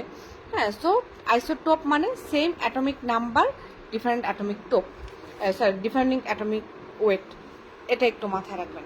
এরপরে আসেন যে আনস্টেবল আইসোটোপ কি এবং স্টেবল আইসোটোপ কি, এটা আমরা একটু দেখব টাইপস অফ আইসোটোপের মধ্যে। স্টেবল আইসোটোপের প্রথম কথা হচ্ছে যে এখান থেকে দুইটা কথা মনে রাখবেন। হ্যাঁ স্টেবল আইসোটোপ থেকে আপনারা দুইটা কথা মনে রাখবেন। প্রথম কথা হচ্ছে যে এদের নিউট্রন এবং প্রোটনের রেশিও একের চেয়ে বেশি। নিউট্রন এবং প্রোটনের রেশিও যে সেটা হচ্ছে একের চেয়ে বেশি, এবং কিছু ন্যাচারালি অকারিং কিছু আইসোটোপ আছে, সেগুলো এই যে এই আইসোটোপগুলো, এটা জাস্ট একটু নাম মনে রাখতে পারেন, নাথিং এলস। কিন্তু মেইন কথা হচ্ছে নিউট্রন এবং প্রোটনের রেশিওটা একের চেয়ে অনেক বেশি। আচ্ছা এরপর আছেন আনস্টেবল আইসোটোপ। আনস্টেবল আইসোটোপ হচ্ছে, এটা একটু বলি যে আনস্টেবল আইসোটোপগুলো কি কি। আনস্টেবল আইসোটোপের ব্যাপারটা হচ্ছে যে এটা হচ্ছে আপনার ন্যাচারালি থাকে এবং এটা নিউট্রন এবং প্রোটনের রেশিওটা বেশ বেশি। দেখেন নিউট্রন এবং প্রোটনের রেশিওটা অনেক বেশি, এবং এই আনস্টেবল আইসোটোপগুলা রেডিও অ্যাক্টিভ দিকে আপনার ইমিট করে। কারণ কি আনস্টেবল থেকে স্টেবল হওয়ার জন্য, ও তো আনস্টেবল, সো এটা রেডিও অ্যাক্টিভ বিভিন্ন রেডিয়েশন দিবে যাতে ও আনস্টেবল থেকে মেনলি স্টেবল হয়। এটা হচ্ছে আপনার আনস্টেবল। তার মানে স্টেবল আর আনস্টেবলের মধ্যে মেইন পার্থক্য হচ্ছে যে ওখানে প্রোটন এবং রেশিওর পার্থক্য নর্মাল মানে একের চেয়ে একটু বেশি হবে, আর এখানে অনেক ফার অ্যাওয়ে হবে আনস্টেবল আইসোটোপে। এখন আসেন এখানে বলি যে কিছু আমাদের জানতে হবে, জাস্ট আমার পরের পেজে আছে 30 নাম্বার পেজে কিছু জানতে হবে যে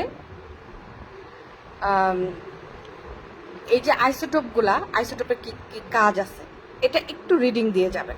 হঠাৎ করে দু একটা লাইন চলে আসতে পারে যে আইসোটোপ ক্যান ইউজ, এটা সেটা আসতে পারে। তো একটু iodine uptake test for diagnosis of thyroid disorder, hormone ডায়াগনোসিসের ক্ষেত্রে আমরা ইউজ করব, অর্গান স্ক্যানিং এর ক্ষেত্রে ইউজ করব, অ্যাবজর্পশন টেস্ট যেমন আয়রন এবং vitamin B12।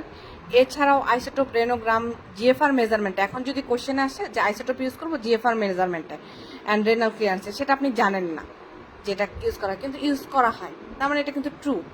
RBC life span মেজারমেন্টে ইউজ করা হয়। এছাড়াও কিছু ইউজ করা হয় আপনার রেডিওথেরাপিতে যে আইসোটোপ ইউজ করা হয়, এটা তো আমরা জানি। এছাড়াও কিছু ট্রেসার টেকনিক যেমন মেটাবলিক স্টাডিজের জন্য ইউজ করা হয়। এছাড়াও কিছু আপনার ECF volume, blood volume, plasma volume maintain করতে ইউজ করা হয়। কিছু ব্লাড ফ্লো, সেটা কি কি ব্লাড ফ্লো হতে পারে, cerebral blood flow, coronary blood flow, renal blood ফ্লোতে ইউজ করা হয়। আর sterilisation of medical isotope use করা হয়। আচ্ছা এরপরে আমাদেরকে একটা জিনিস জানতে হবে, এটা একটু লাল কালি দিয়ে দাগায় রাখেন, যে রেডিও সেন্সিটিভ টিস্যু কী কী। রেডিও সেন্সিটিভ টিস্যু কী কী? Bone marrow, gonad, lymph node, skin এবং ইন্টেস্টাইন। রেডিও সেন্সিটিভ মেনলি টিস্যুগুলো হচ্ছে এগুলা: bone marrow, gonad, lymph node, skin এবং ইন্টেস্টাইন। আচ্ছা, এরপরে হচ্ছে আমরা একটু ছোট্ট করে জানবো যে অ্যাসিড কি। অ্যাসিড হচ্ছে মেইন কথা প্রোটন ডোনার। তাহলে বেস কি? বেস হচ্ছে প্রোটন অ্যাকসেপ্টর, যে বেস প্রোটন অ্যাকসেপ্ট করবে। অ্যাসিড কি? অ্যাসিড হচ্ছে প্রোটন ডোনার। আর বেস কি? বেস হচ্ছে প্রোটন অ্যাকসেপ্ট করবে। এখন আমরা কিছু স্ট্রং অ্যাসিডের নাম জানবো। স্ট্রং অ্যাসিড কি? যে যত তাড়াতাড়ি করে হাইড্রোজেন মানে প্রোটনটাকে ডোনেট করতে পারবে সে তত স্ট্রং, র্যাপিডলি এবং কমপ্লিটলি। যেমন কি hydrochloric acid, sulphuric acid, phosphoric acid. আর এছাড়া কিছু উইক অ্যাসিড, আপনার ওই যে bicarbonic acid, acetic acid, acetoacetic acid, beta hydroxic acid. আচ্ছা, এই তিনটার নাম কি বলেন তো? Acetic acid, acetoacetic acid, beta hydroxy butyric acid, এই তিনটার একটা হোল নাম আছে, এই নামটা কি? আচ্ছা, এরপরে বেস তো আমরা বললাম। বেসের ক্ষেত্রে ওই যে কিছু এক্সাম্পল, এটা আমরা মোটামুটি জানি যে হ্যাঁ, কিটো অ্যাসিড, অ্যামোনিয়া তো আছে। আর কিছু স্ট্রং বেস কি কি থাকে হচ্ছে বাইকার্বনেট থাকবে, হাইড্রোক্সিল গ্রুপ থাকবে, কিছু উইক হচ্ছে ক্লোরাইড, সালফেট, মোটামুটি এগুলো হচ্ছে।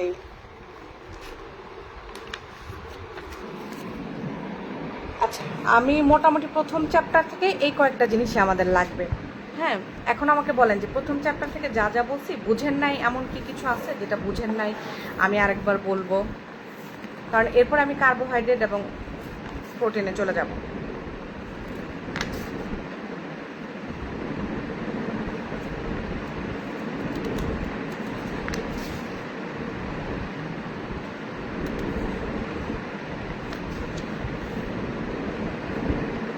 এমন কোনো টপিকস আছে যে বুঝেন না? আমি আরেকবার বলবো।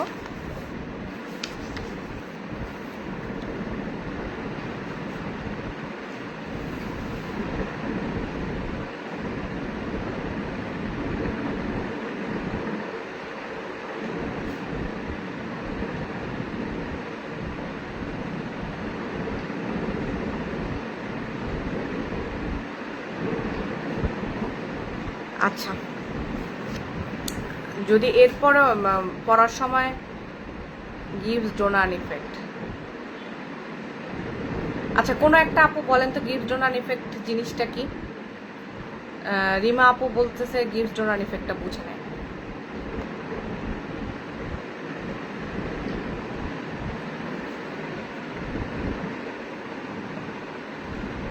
আচ্ছা, গিভস ডোনার ইফেক্টটা আমি ছোট্ট করে আরেকবার বলি। ধরেন কোনো পাশে একটা নন ডিফিউজেবল আয়ন আছে, সাপোজ সেটার মলিকুলার ওয়েট সাপোজ ধরেন 10, আর দুই পাশে কিছু ডিফিউজেবল আয়ন আছে। হ্যাঁ, এখন ওই পাশে ধরেন আপনার আছে, ধরেন এক পাশে নন ডিফিউজেবল আয়ন আছে, ধরেন সাপোজ এ, সেটার মলিকুলার ওয়েট ধরেন 10, আর অন দ্য আদার হ্যান্ড আরেক সেমি পারমেবল মেমব্রেনের ওই পাশে বি আর সি আছে। হ্যাঁ, ওদের মলিকুলার ওয়েট ধরেন আরো 10, 10, 20, তো কত হলো? ওদের ওখানে তো 20 আছে। হ্যাঁ, আর ও কিন্তু একাই হচ্ছে 10। এখন এই 10 আর 20 দুইটা তো আপনার ইকুইলিব্রিয়াম হইল না, তাহলে আমাকে কি করতে হবে? ইকুয়াল ডিস্ট্রিবিউশন করতে হবে। এখন ইকুয়াল ডিস্ট্রিবিউশন করলে কি করতে হবে? আমাকে কি এই যে নন ডিফিউজেবল আয়নটা কি ওই পাশে যাবে? না, ওই পাশে নন ডিফিউজেবল আয়নটা যাবে না। এখন ওই পাশ থেকে তাহলে কি করতে হবে? সামহাও ওখান থেকে অর্ধেক, ওদের যে 20, ওই 20 থেকে আমাদের 5 ধার করে এনে এই নন ডিফিউজেবল আয়নের সাথে লাগাইতে হবে। তাহলে ওর যে 20 ছিল ওখান থেকে 5 বিয়োগ করলে কত হবে? 15। আর এখানে এনে যোগ করলে কি হবে? আপনার হবে হচ্ছে 15। তার মানে দুই পাশে হচ্ছে 15, 15 থাকতে হবে। কিন্তু এক্ষেত্রে কিন্তু এই নন ডিফিউজেবল আয়নটা কিন্তু চেঞ্জ হচ্ছে না। সেমি পারমিবল মেমব্রেন দিয়ে কিন্তু হ্যাঁ ইলেকট্রিক্যালি নিউট্রাল থাকবে। ঠিক ইলেকট্রিক্যালি নিউট্রাল থাকবে ব্যাপারটা সেরকম না, ব্যাপারটা হচ্ছে আয়নের কথা। এখানে ব্যাপারটা গেলে অন্যদিকে চলে যাচ্ছে। আচ্ছা, এখন আমরা চলে আসেন কার্বোহাইড্রেটের ক্ষেত্রে আসি। আমার বইয়ের পেজ হচ্ছে 49 নাম্বার পেজ হচ্ছে কার্বোহাইড্রেট 49, এটা আমাদের লাগবেই। কার্বোহাইড্রেটের এই চ্যাপ্টারটা আমাদের লাগবে। চলে আসেন 49 নাম্বার পেজে। আচ্ছা আসেন শুরু করি। আচ্ছা বলছে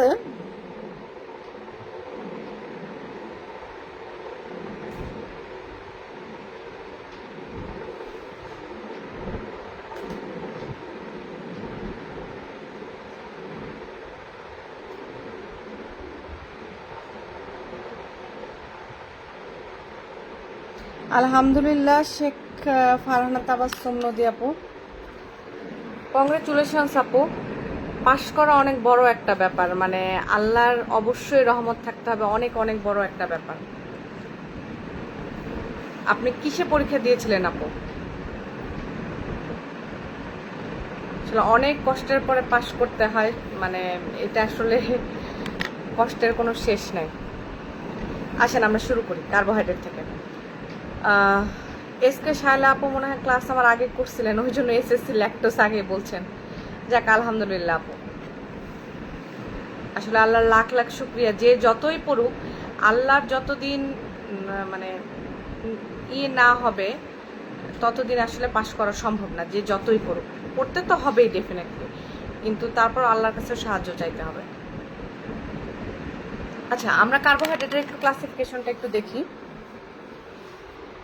হ্যাঁ দেখেন, কার্বোহাইড্রেটের প্রথমে ক্লাসিফিকেশন। কার্বোহাইড্রেটের ক্লাসিফিকেশনটা আমরা কিসের উপরে ডিপেন্ড করে করব? কার্বনের উপর ডিপেন্ড করে করব না, নট কার্বনের উপর ডিপেন্ড করে করব না আমরা। কার্বন কিন্তু কার্বোহাইড্রেটের ক্লাসিফিকেশনে শুরুই করতে হবে মনোস্যাকারাইডে 3 থেকে 9। তার মানে এক কার্বন যুক্ত কিন্তু কখনো কোনো কার্বোহাইড্রেট হবে না। কার্বোহাইড্রেট হইতে গেলে সেটাকে মিনিমাম 3টা কার্বন বিশিষ্ট হইতে হবে। আচ্ছা বলি তাহলে কি কি ভাগে ভাগ করছি। দেখেন, মনোস্যাকারাইড অর সিম্পল সুগার, হ্যাঁ সেটার কি আপনার CnH2ON।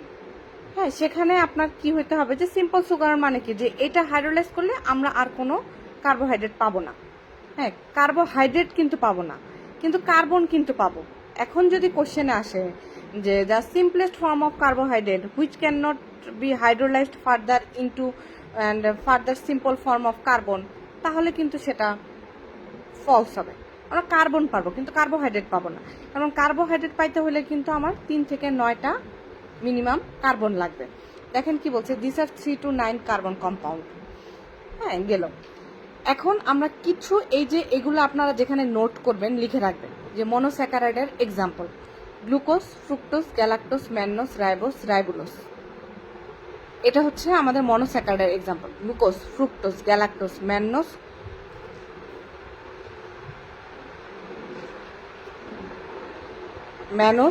Ribose, ribulose. আচ্ছা এরপরে আসেন ডাইস্যাকারাইড। ডাইস্যাকারাইডের এক্সাম্পল কি? ওই যে আমি কিছুক্ষণ আগে বলতেছিলাম যে প্রোটিন কিসের দ্বারা বন্ড থাকে? প্রোটিন বন্ড থাকে হচ্ছে আপনার পেপটাইড বন্ড দ্বারা। সো এই যে ডাইস্যাকারাইড, কার্বোহাইড্রেটগুলা, কার্বোহাইড্রেট মানে দুইটা মনোস্যাকারাইড কিন্তু থাকবে হচ্ছে আপনার গ্লাইকোসাইডিক বন্ড দ্বারা একসাথে অ্যাটাচড থাকবে। তার মানে কার্বোহাইড্রেটের ইন্টারনাল বন্ডগুলোকে আমরা কি বলবো? Glycosidic bond. প্রোটিনের ইন্টারনাল বন্ডগুলোকে কি বলবো? Peptide bond. হ্যাঁ এখন দেখেন এটার এক্সাম্পলগুলো আমাদের লাগবে। তার মানে এইটা আমরা যখন হাইড্রোলাইজ করব তখন আমরা মনোস্যাকারাইড পাবো। সেটা আমরা কি করব একটু দেখি। ম্যালটোজ, হ্যাঁ ম্যালটোজ মানে কি? Glucose plus glucose. ল্যাকটোজ মানে কি? ল্যাকটোজ মানে হচ্ছে গ্লুকোজ প্লাস গ্যালাক্টোজ। হ্যাঁ আর কি? আরেকটা হচ্ছে সুক্রোজ। হ্যাঁ সুক্রোজ কি? Glucose plus fructose. এটা কিন্তু আমাদের এভাবেই মনে রাখতে হবে। দেখেন ম্যালটোজ, এটা আমরা মনে রাখছিলাম যে ম্যালটোজ মানে হচ্ছে মা। হ্যাঁ মা এতে কি হবে? যে গ্লুকোজ। হ্যাঁ গ্লুকোজ আর গ্লুকোজ। মা সবসময় আপনাকে চিনি এবং চিনিই দিবে, শুধু অন্য কোনো ফর্ম দিবে না। চিনির অনেক ফর্ম থাকতে পারে, কিন্তু ম্যালটোজ মা আপনাকে শুধু চিনি এবং চিনিই দিবে। ল্যাকটোজ, মা যখন আপনাকে দুধ দিবে মানে ল্যাকটোজ মানে বুকের দুধ দিবে, তখন সেখানে গ্লুকোজও থাকবে, আপনার কিছুটা গ্যালাক্টোজও থাকবে। গেল। এর পাশে সুক্রোজ। সুক্রোজে কি হবে? সুক্রোজ আমি এটা মনে রাখছিলাম যে গ্লুকোজ প্লাস ফ্রুক্টোজ। গার্লফ্রেন্ড থাকলে যে কেউ সুখ পাবে, এটাই তো স্বাভাবিক ব্যাপার, মানে গ্লুকোজ আর ফ্রুক্টোজ। গেল। এরপর আসেন অলিগোস্যাকারাইড। অলিগোস্যাকারাইডের এটা একটু টাফ এক্সাম্পলটা দেখেন, অলিগোস্যাকারাইড। আমরা কি বলি যে আমাদের ব্লাড গ্রুপ ও পজিটিভ হয়, অলিগোস্যাকারাইড মানে ব্লাড গ্রুপ যত সাবস্টেন্সেসগুলো আছে অলিগোস্যাকারাইড। এরপরে আছে হচ্ছে ম্যালটোট্রায়াস এবং র্যাফিনোস গেল। এরপরে আসেন পলিস্যাকারাইড। পলিস্যাকারাইডগুলোর নাম আমরা একটু পরে আরেকবার পড়বো, কিন্তু এখন একটু জেনে রাখেন যে পলিস্যাকারাইডটার মেইন ইয়ে হচ্ছে গ্লাইকেন। পলিস্যাকারাইডের নাম আরেকটা নাম হচ্ছে গ্লাইকেন, এটা একটু দাগায় রাখেন। এখন যদি এক্সাম্পলে আসে যে following are the examples of glycan, আমি জানি পলিস্যাকারাইডের এক্সাম্পল জানি, কিন্তু গ্লাইকেনের এক্সাম্পল তো ভাববো যে জানি না, কিন্তু না জানি। তার মানে কি হলো, পলিস্যাকারাইড থাকবে হচ্ছে গ্রেটার দেন 10 মনোস্যাকারাইড। সেটা দিয়ে কি থাকবে, ওই যে গ্লাইকোসাইডিক বন্ড দিয়ে starch, glycogen, cellulose, mucopolysaccharide, glycoprotein. তার মানে আবার একটু বলি, মনোস্যাকারাইড থাকবে কত, মনোস্যাকারাইডের মধ্যে আপনার 3 থেকে মিনিমাম 9টা কার্বন থাকবে, এবং এটা হচ্ছে simplest form of sugar. Disaccharide কি, 2টা মনোস্যাকারাইড, 2টা নট কার্বন, 2টা মনোস্যাকারাইড, হ্যাঁ, গ্লাইকোসাইডিক বন্ড দিয়ে ইয়ে থাকবে। এরপরে থাকবে কি হচ্ছে অলিগোস্যাকারাইড। অলিগোস্যাকারাইড কত থাকবে, 3 থেকে 10, 3 থেকে 10টা কি থাকবে, মনোস্যাকারাইড থাকবে। আর কি থাকবে, পলিস্যাকারাইড, তার মানে 10-এর বেশি। এবং এটার ইয়ে কি, এটার ইয়ে হচ্ছে আপনার আরেকটা নাম কি, গ্লাইকেন গেল। এরপরে আসেন যে সুগার কি এবং নন সুগার কি একটু বলি। হ্যাঁ, সুগার কোনগুলাকে বলবো আর নন সুগার কোনগুলাকে বলবো। সুগার বলবো যেই সব মানে কার্বোহাইড্রেট মানেই যে শুধু সুগার, ব্যাপারটা কিন্তু সেরকম না। হ্যাঁ, যে আমরা যদি এখন বলি যে আমরা সেলুলোজ খাচ্ছি, সেলুলোজও কিন্তু একটা কার্বোহাইড্রেট। স্টার্চ খাচ্ছি, স্টার্চ কিসে থাকে বলেন তো, স্টার্চ আলুতে থাকে। হ্যাঁ, আলু খাচ্ছি, হ্যাঁ আলু ডেফিনেটলি একটা কার্বোহাইড্রেট, কিন্তু সেটা কিন্তু সুগার না। যেমন আমরা একটু বলি যে sugar carbohydrates which are water soluble, crystalline and sweet in taste, that's our sugar. All monosaccharide এবং ডাইস্যাকারাইড গুলো সুগার, বাদ বাকিগুলো কিন্তু সুগার না। আচ্ছা, এরপরে আসেন আমরা কিছু রিডিউসিং সাবস্টেন্সের নাম পড়ব। হ্যাঁ, রিডিউসিং সাবস্টেন্সের নাম। এখন সব সুগারগুলো রিডিউসিং, নন রিডিউসিং একটাই আছে, সেটা হচ্ছে সুক্রোজ। নন রিডিউসিং একটাই আছে, সুক্রোজ। এখন আমি প্রত্যেক ব্যাচে বারবার বলি, অ্যানি আপু বলছেন আপু অনেক ভালো করেন, মাশাআল্লাহ, থ্যাংক ইউ আপু সো মাচ। আপনি ইনশাল্লাহ পড়তে থাকেন, ইনশাল্লাহ কোথাও না কোথাও চান্স হয়ে যাবে। আমি তো আপনাদেরকে জাস্ট, আমরা এমবিবিএসে তো সেম পড়াই পড়ছে, আমরা জাস্ট আপনাকে হেল্প করার জন্য, গাইডলাইন দেওয়ার জন্য, নাথিং এলস। ইনশাল্লাহ পড়েন, ইনশাল্লাহ কোথাও না কোথাও চান্স অবশ্যই হয়ে যাবে। আচ্ছা, যেটা আমরা নন রিডিউসিং সুগারের ক্ষেত্রে বলছিলাম, হ্যাঁ, নন রিডিউসিং সুগার কিন্তু একা কোশ্চেনে আসে না।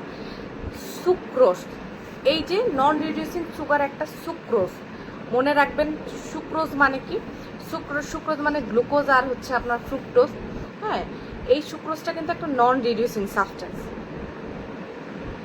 এখন নন রিডিউসিং সুগার, আর যদি সাবস্টেন্সের নাম আসে, এটা আপনাদের হোমওয়ার্ক রইল যে নন রিডিউসিং সাবস্টেন্স কী কী, নন রিডিউসিং সাবস্টেন্সগুলোর নাম। কারণ কোশ্চেনে যদি আসে which is the non reducing sugar and which is the non reducing substance, কোশ্চেনটা ভালো করে পড়ে একটু মাথায় রেখে তারপরে অ্যান্সার করবেন। সুগার আসলে শুধু সুক্রোজ, আর যদি সাবস্টেন্স আসে তাহলে কিন্তু অনেকগুলো অ্যান্সার হবে। আমাকে কিছু নন রিডিউসিং সাবস্টেন্সের নাম বলেন তো, যে নন রিডিউসিং সাবস্টেন্স কী কী।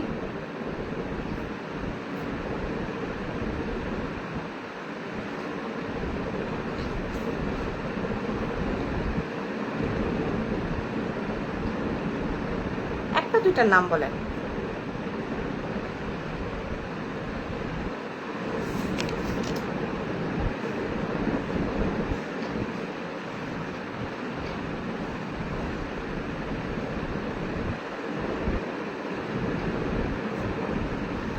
না শালাপু, নন রিডিউসিং সাবস্টেন্স সুগারের মধ্যে নন রিডিউসিং একটাই, সুক্রোজ এবং সুক্রোজ। আমি বলেছি নন রিডিউসিং সাবস্টেন্স কিন্তু অনেক কিছু, সুগার শুধু একটাই নন রিডিউসিং, সেটা সুক্রোজ।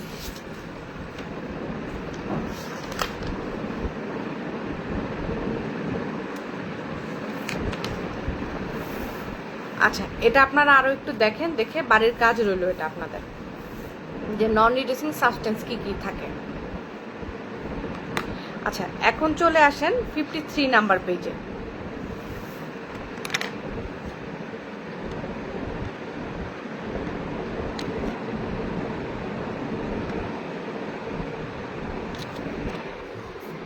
আচ্ছা, 53 নাম্বার পেজে চলে আসেন।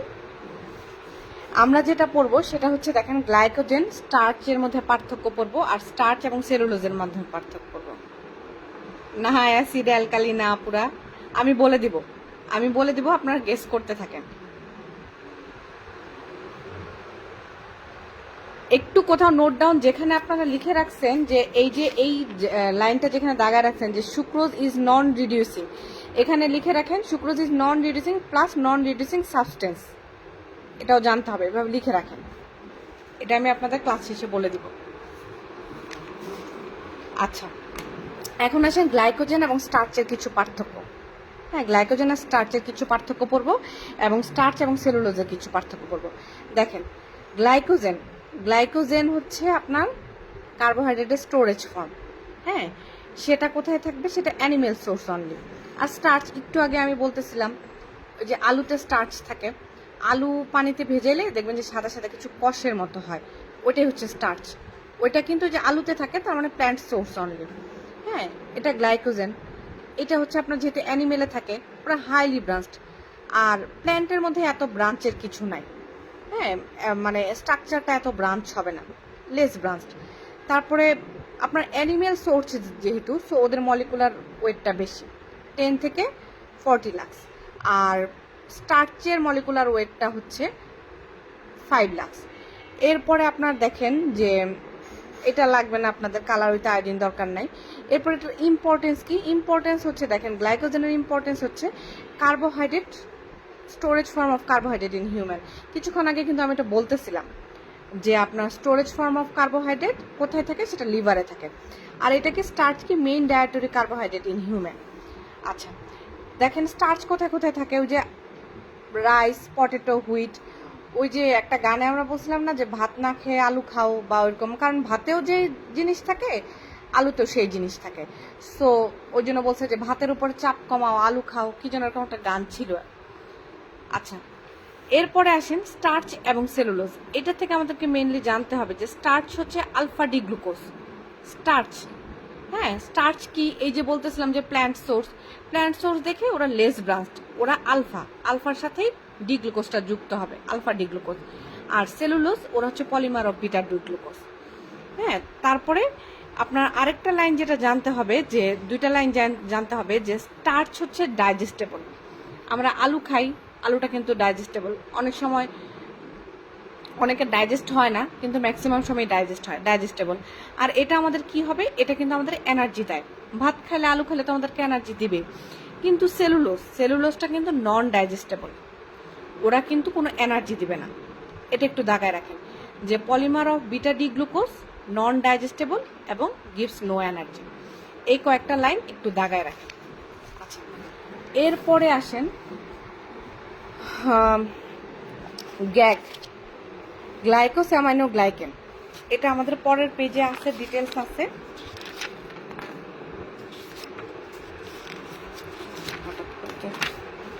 আচ্ছা, এই গ্যাগটা আমরা কেন পড়তেছি সেটা একটু বলি।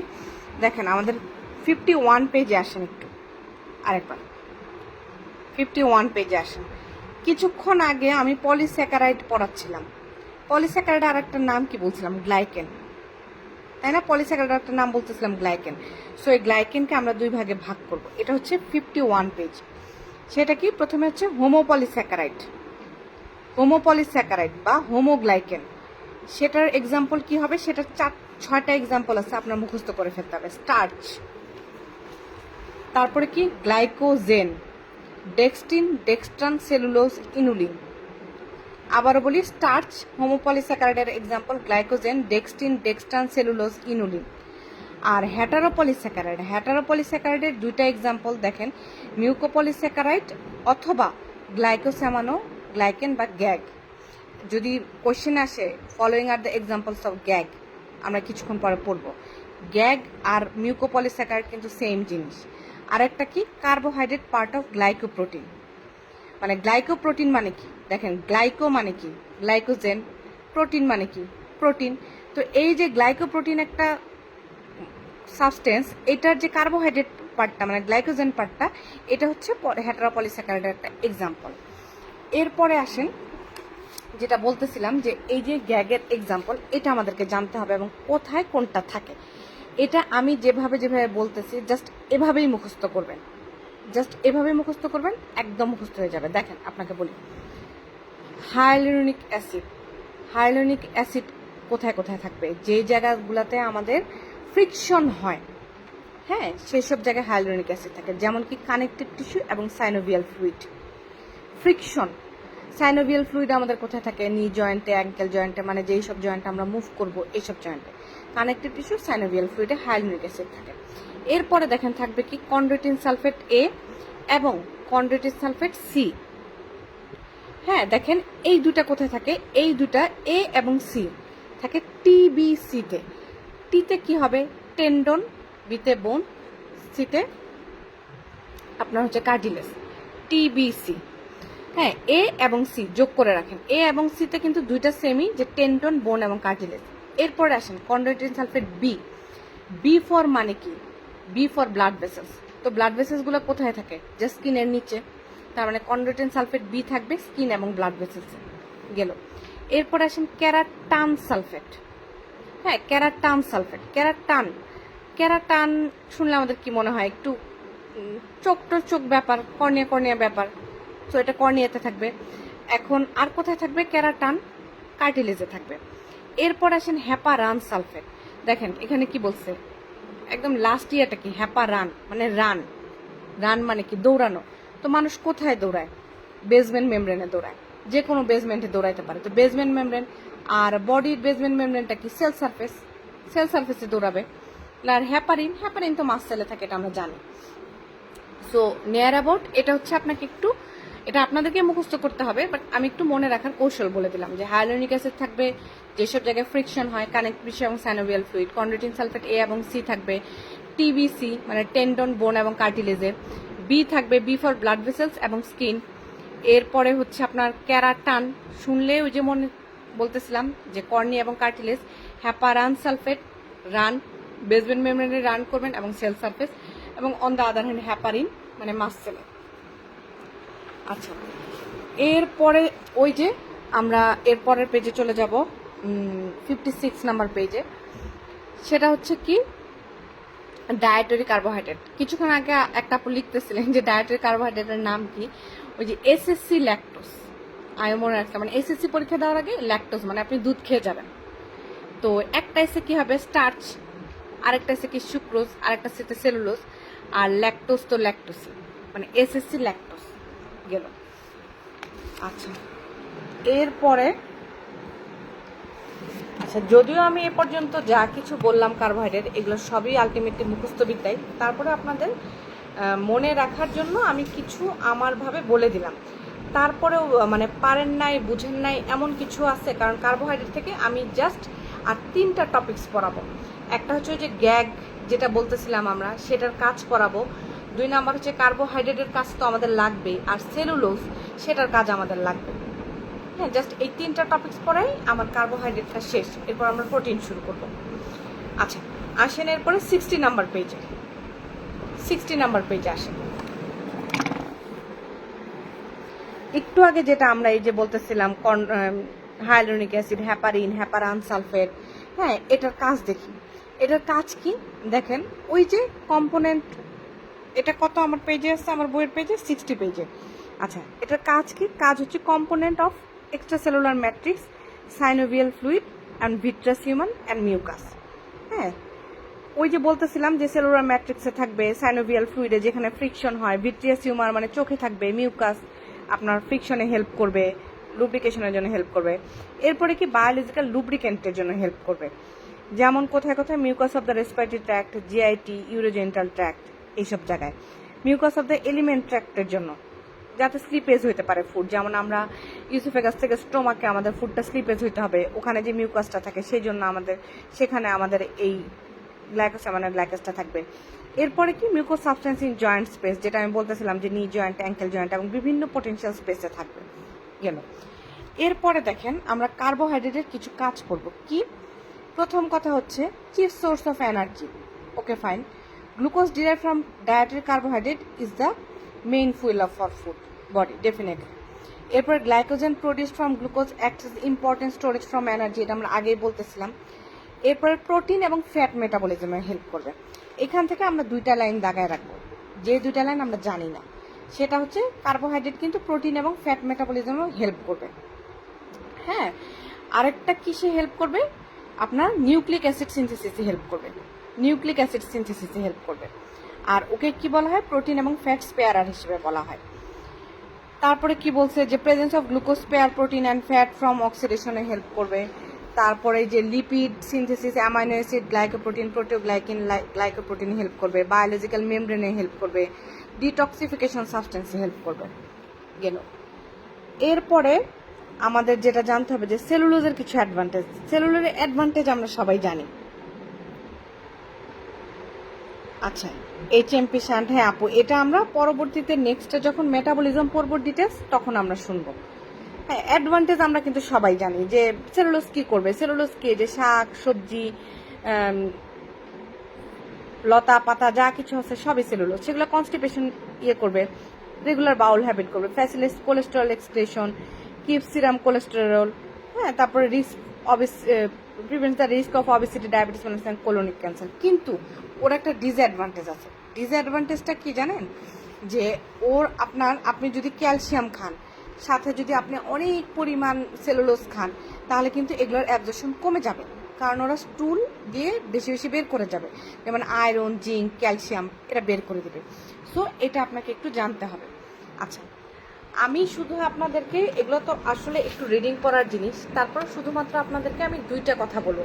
প্রথম কথা হচ্ছে কার্বোহাইড্রেটের দুইটা কাজ বলবো যেটা জানতেই হবে, সেটা হচ্ছে যে ওরা ফ্যাট এবং প্রোটিন মেটাবলিজমে হেল্প করে, 1 নাম্বার কথা। 2 নাম্বার কথা, ওরা নিউক্লিক অ্যাসিড সিনথেসিসে হেল্প করবে। নিউক্লিক অ্যাসিড মানে কি? আপনার ডিএনএ আরএনএ সিনথেসিসে হেল্প করবে। এখন এটা কেন বলছি আপনাদেরকে যে এই দুইটা জিনিস আমাদেরকে জানতে হবে?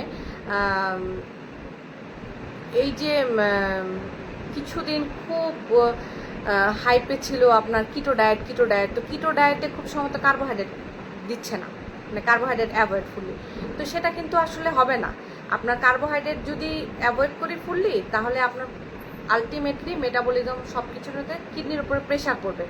সো এই কার্বোহাইড্রেটটা আমাদের, এই যে প্রোটিন এবং ফ্যাট যে আমাদেরকে খেতে বলে কিটো ডায়েটে, প্রোটিন এবং ফ্যাট মেটাবলিজমের ক্ষেত্রেও আমার কার্বোহাইড্রেট লাগবে। সো কার্বোহাইড্রেট অল্প পরিমাণে খান, 300, 400, 500 গ্রাম করে খান, কিন্তু লাগবে। একদম না খাওয়া ছাড়া হবে না, এটাতে আপনার পরবর্তীতে কিডনিতে সমস্যা হবে। সো কিটো ডায়েট বলতে আসলে কোনো ব্যাপার নাই। এটা 1 নাম্বার ব্যাপার।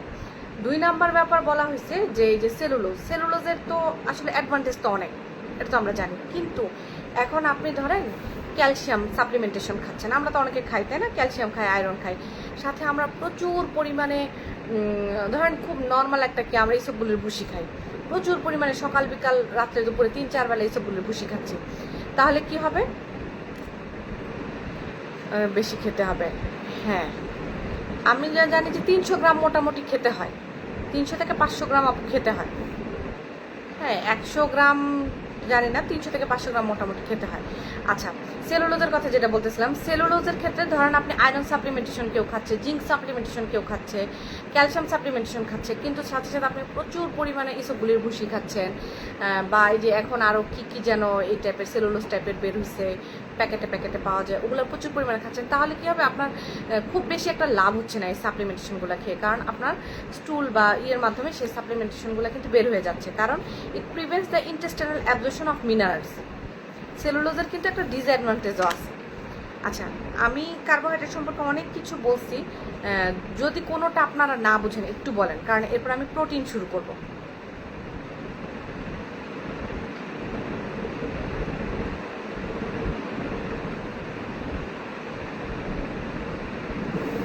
কার্বোহাইড্রেট থেকে কি সব কিছু বুঝতে পারছেন? আমি কি প্রোটিন শুরু করব?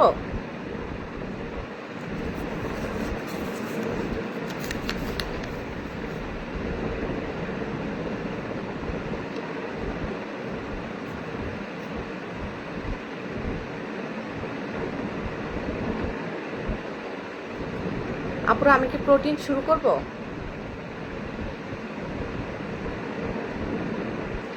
আচ্ছা, কার্বোহাইড্রেট ক্লিয়ার?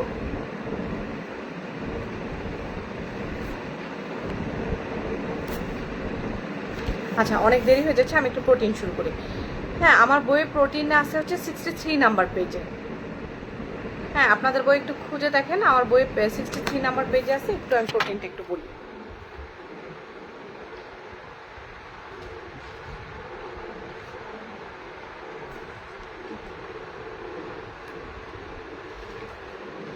আচ্ছা, একটু বলি যে nutritional classification of amino acid, এখান থেকে আমরা একটু শুরু করব।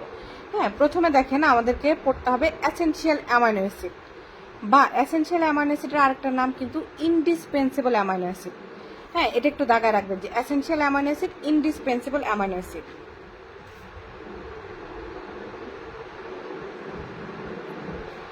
ইনডিসপেন্সেবল অ্যামাইনো অ্যাসিড সেটা একটু বলি, যে সেটা কি কি হবে। এমটিবি পিল, এমটিবি পিল এটা কি কি হবে, যে এমটিবি পিলে দেখেন আমরা একটু বলি। এম এ হচ্ছে মিথিওনিন, ট্রিপ্টোফ্যান, থিওনিন, ভেলিন, ফেলিন, আইসোলিউসিন, লিউসিন, লাইসিন। হ্যাঁ, এটা কিন্তু আসে না, এটার নাম যেহেতু অনেক বেশি, এটা আসে না। আসে কি কি এটা একটু বলি, কিন্তু যেটা আসবে যে আপনার এসেনশিয়াল অ্যামাইনো অ্যাসিড অথবা ইনডিসপেন্সেবল অ্যামাইনো অ্যাসিড। আচ্ছা, এখন আসেন সেমি এসেনশিয়াল অ্যামাইনো অ্যাসিড, এটার নাম আমাদের আসবে। Semi essential amino acid arginine এবং হিস্টিডিন। হ্যাঁ, কিন্তু বলা হয়েছে এটাকে সেমি এসেনশিয়াল কেন বলা হয়? সেমি এসেনশিয়াল বলা হয় এই জন্য কারণ এটা আমাদের বডিতে প্রডিউসড হয়, বাট লিমিটেড অ্যামাউন্টের প্রডিউসড হয়। কিন্তু যখন চিলড্রেন এবং ইনফেন্টের ক্ষেত্রে তারা তো ডিমান্ডিং, হ্যাঁ, তারা যেহেতু গ্রোয়িং ইজ ডিমান্ডিং, সো তাদের কিন্তু ফুললি আপনার নিড ফিল আপ হয় না, সো আমাদের বাইরে থেকে ডায়েটের মাধ্যমেও দিতে হয়। সো এটা হচ্ছে সেমি এসেনশিয়াল অ্যামাইনো অ্যাসিড, যেমন হচ্ছে আপনার আর্জিনিন এবং হিস্টিডিন। এখন বলছে যে নন এসেনশিয়াল অ্যামাইনো অ্যাসিড বা ডিসপেন্সেবল অ্যামাইনো অ্যাসিড, এটা একটু মনে রাখেন যে ডিসপেন্সেবল অ্যামাইনো অ্যাসিড, ডিসপেন্সেবল অ্যামাইনো অ্যাসিড বা নন এসেনশিয়াল, এরা কিন্তু আমাদের বডিতে এডিকিউট পরিমাণ তৈরি হয়, এডিকিউট পরিমাণ তৈরি হয়। হ্যাঁ, সেটার এক্সাম্পলটা একটু মনে রাখবেন। তার মানে যেটা হচ্ছে আপনার এসেনশিয়াল অ্যামাইনো অ্যাসিড, এটা আমাদের এসেনশিয়াল কেন? কারণ বডিতে তৈরি হয় না, বাইরে থেকে দিতে হয়। সেমি এসেনশিয়াল কেন? কারণ এটা আমাদের বডিতে কিছু তৈরি হয়, যদিও লিমিটেড অ্যামাউন্ট, কিন্তু যেটা আমাদের চিলড্রেন এবং ইনফেন্টের ক্ষেত্রে রিকোয়ারমেন্টের জন্য ফুলফিল হয় না। হ্যাঁ, এটা ফুল মিট আপ হয় না, রিকোয়ারমেন্টটা ফুল হয় না, সেই জন্য সেটা সেমি এসেনশিয়াল। আর নন এসেনশিয়াল অ্যামাইনো অ্যাসিড বা ডিসপেন্সেবল অ্যামাইনো অ্যাসিডগুলো কি কি? সেটা হচ্ছে যে এটা আমাদের বডিতে এডিকুয়েট পরিমাণে অ্যামাউন্টে প্রডিউস হয়। এখন আমার পরামর্শ হচ্ছে যদি যে কোনো দুইটা ক্লাসিফিকেশন থাকে, তার মধ্যে যে কোনো একটা ক্লাসিফিকেশনের এক্সাম্পল মুখস্থ করবেন, আর তিনটা যদি থাকে তাহলে দুইটা ক্লাসিফিকেশনের এক্সাম্পল মুখস্থ করবেন। যেমন এই তিনটা থেকে আমি মুখস্থ করছি শুধু সেমি এসেনশিয়াল, যেমন আর্জিনিন এবং হিস্টিডিন, এবং মনে রাখছিলাম শুধুমাত্র এসেনশিয়াল এমটিবি পিল, এটার নামগুলো মুখস্থ রাখছিলাম। আচ্ছা, এখন এরপরে আসেন যে আমি মেটাবলিক ক্লাসিফিকেশন পড়ব। মেটাবলিক ক্লাসিফিকেশনে দেখেন both glucogenic amino acid, absolute glucogenic amino acid, এটা কি শুধুমাত্র আপনার গ্লুকোজ প্রডিউস করবে, এটার নামগুলো আমি মুখস্থ করি নাই। করছে কি দেখেন, absolute ketogenic amino acid leucine এবং লাইসিন, অ্যাবসলিউট কিটোজেনিক মানে ওরা শুধুমাত্র কিটোন বডি প্রডিউস করবে, গেল। এরপর both glucogenic and ketogenic amino acid. এটা কি দেখেন, এটা আমি মনে রাখছি টিপ দিয়ে। টিপে কি কি হয় দেখেন, টিতে হয় হচ্ছে আপনার ট্রিপ্টোফ্যান, টাইরোসিন, আর হচ্ছে আইতে হচ্ছে আইসোলিউসিন, আর পিতে হচ্ছে ফিনাইলঅ্যালানিন। তার মানে কি টিপ দেখেন বোথ গ্লুকোজেনিক এবং কিটোজেনিকের টিপ। টিপ কিন্তু আমরা ছোট বড় হিন্দু মুসলমান সবাই ইউজ করি, তার মানে টিপ হচ্ছে বোথ, সেটা ছোট হোক, সেটা বড় হোক, সেটা হিন্দু হোক, সে মুসলমান হোক, সব ক্ষেত্রে আমরা টিপ ইউজ করি। সো সেক্ষেত্রে এক্সাম্পলটা এই অ্যাবসলিউট কিটোজেনিক অ্যামাইনো অ্যাসিডের এক্সাম্পল অনেক অনেক অনেকবার আসছে, আর বোথ গ্লুকোজেনিক এবং কিটোজেনিকের এক্সাম্পল তো অনেকবার আসছে, এটা একটু আমরা মনে রাখবো। এরপরে দেখেন আমরা মনে রাখতেছি 65 পেজে ফাংশনস অফ অ্যামাইনো অ্যাসিড। দেখেন কি বলছি, ফাংশনস অফ অ্যামাইনো অ্যাসিডগুলো কিছুক্ষণ আগে আমি যে একটা বলতেছিলাম না যে পেপটাইড কি পলিপেপটাইড কি, দেখেন এখানে আছে কিন্তু। এখানে আছে যে পেপটাইড কি 2 থেকে 10টা অ্যামাইনো অ্যাসিড, পলিপেপটাইড কি 10 থেকে 100টা অ্যামাইনো অ্যাসিড, এবং প্রোটিন কি মোর দেন 100 অ্যামাইনো অ্যাসিড। এটা কিন্তু একটু দাগায় রাখেন। এবং তারা কানেক্টিভিটি বন্ড বাই কি পেপটাইড বন্ড। এখন আসেন যে এটা কিভাবে কি করব। এটা হচ্ছে আপনার প্রথমে বিল্ডিং ব্লক হিসেবে কাজ করবে পেপটাইড, পলিপেপটাইড এবং প্রোটিন। ওই যে বলছি গ্লুকোনিওজেনেসিসে হেল্প করবে, সিনথেসিস স্পেশালাইজড প্রোটিন যেমন নিউরোট্রান্সমিটার, হরমোন, পাইরিডিন, হিম, গ্লুটাথায়ন। তারপর নিউরোট্রান্সমিটার হিসেবেও ডাইরেক্টলি কাজ করবে, ডিটক্সিফিকেশন, টক্সিক সাবস্টেন্সেস কাজ করবে, লিভার, গ্লাইসিন, সিস্টিন। আর কি কাজ করবে, metabolic fuel to provide energy. এটা আসে নাই কখনো, জাস্ট জানার জন্য জানা যে প্রোটিন বা অ্যামাইনো অ্যাসিডের কাজ কি। এখন আসে কি সেটা একটু দেখি। আসে হচ্ছে আপনার এই যে প্রোটিনের ক্লাসিফিকেশনের মধ্যে 66 পেজের মধ্যে 67 পেজে যে আপনার ফাংশনাল ক্লাসিফিকেশন অফ প্রোটিন আসে, এটা আসে। এই যে আপনার টোটাল 8টা আছে, এটার 8টার নাম ধরে আলাদা আলাদাভাবে আসে। দেখেন একটু বলি। প্রথমে আসেন স্ট্রাকচারাল প্রোটিন। স্ট্রাকচারাল প্রোটিন আমাদের কি কি আছে, কোলাজেন, ইলাস্টিন। এই যে আমাদের বয়স হতে থাকে কোলাজেন প্রোডাকশন কমে যায়, ইলাস্টিন প্রোডাকশন কমে যায়, আমাদের চামড়া ঝুলে যায়, কারণ এটা আমাদের স্ট্রাকচার। হ্যাঁ, আমাদের ফেসে এই যে অনেক কি বলবো এটাকে, এই যে বুড়া মানুষের অনেক রিঙ্কেল পড়ে, চামড়াটা কুচকে যায়, কেন? কোলাজেন সিনথেসিস আমাদের বয়সের সাথে সাথে কমে যায়। সো স্ট্রাকচারাল প্রোটিন হচ্ছে সেই কোলাজেন। তারপরে ক্যাটালাইটিক প্রোটিন। ক্যাটালাইটিক প্রোটিন কি? এনজাইম। ট্রান্সপোর্ট প্রোটিন মানে কি, যেটা হেল্প করে, অ্যালবুমিন, ট্রান্সফেরিন, এগুলা। তারপরে কি আছে হরমোনাল প্রোটিন। হরমোনাল প্রোটিন কি? সেটা হচ্ছে ইনসুলিন, গ্লুকাগন, এগুলো সব হরমোনাল প্রোটিন। তারপরে হচ্ছে আপনার জিন রেগুলেটরি প্রোটিন, হিস্টোন, প্রোটামিন। এটার নামটা কিন্তু একটু ডিফারেন্ট। দেখেন, আমরা ওগুলার নামের সাথে একমত হইলেও আমরা এদের নাম জানি না যে হরমোনাল প্রোটিনগুলো কি কি। হিস্টোন এবং প্রোটামিন। প্রোটেক্টিভ প্রোটিন কি? প্রোটেক্টিভ প্রোটিন আমরা জানি ইমিউনোগ্লোবিন। ইমিউনোগ্লোবিন আমাদেরকে অনেক হেল্প করে। Immunoglobulin protein, immunoglobulin. Receptor protein কি? এলডিএল রিসিপ্টরগুলা। হ্যাঁ, এলডিএল, এইচডিএল যে রিসিপ্টরগুলো আছে, এগুলো হচ্ছে আমাদের প্রোটিন। তারপরে কন্ট্রাক্টাইল প্রোটিন কি? ওই যে অ্যাক্টিন, মায়োসিন, এগুলো হচ্ছে কন্ট্রাক্টাইল প্রোটিন। অ্যাক্টিন, মায়োসিন কি? আপনার প্ল্যাটলেট থেকে এই যে অ্যাক্টিন, মায়োসিনগুলা কন্ট্রাক্টাইল প্রোটিনগুলোকে আপনার ব্লাড ক্লট করার সময় এগুলোকে অ্যাক্টিভেট করে, তাই এগুলো হচ্ছে কন্ট্রাক্টাইল প্রোটিন, অ্যাক্টিন এবং মায়োসিন। হ্যাঁ, সো এই যে 8টা প্রোটিনের নাম, structural protein, catalytic protein, transport protein, hormonal protein, হ্যাঁ, জিন regulatory protein, receptor protein, protective protein, এগুলোর নাম প্লাস এক্সাম্পল, এটা আমাদের লাগবে। এরপরে আসেন, এরপরে আমাদের আর কি লাগবে এখান থেকে একটু দেখি। আচ্ছা, এরপর আমাদের এখান থেকে কি লাগবে,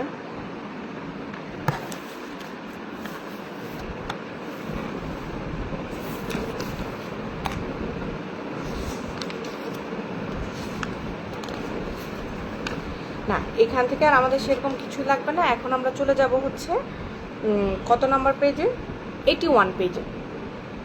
81 পেজে যা ফাতেমা তুজোহরা বাবলি আপু যে 10-এর নবীনবরণ হচ্ছে। নবীনবরণ বলতে আপু কিসের নবীনবরণ? এখন কি নতুন কোনো ব্যাচ মেডিকেল কলেজের?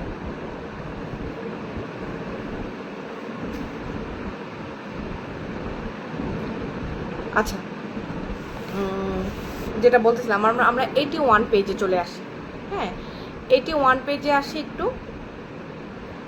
81 পেজে আসলে আমরা যেটা দেখব সেটা হচ্ছে ফ্যাট এবং অয়েল, দুইটার আগে আমরা কিছু পার্থক্য দেখব।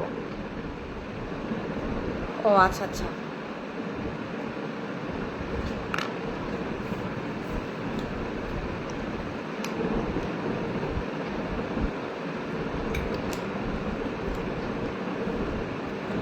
আচ্ছা, দুইটা আমরা কিছুর পার্থক্য দেখি একটু আমরা।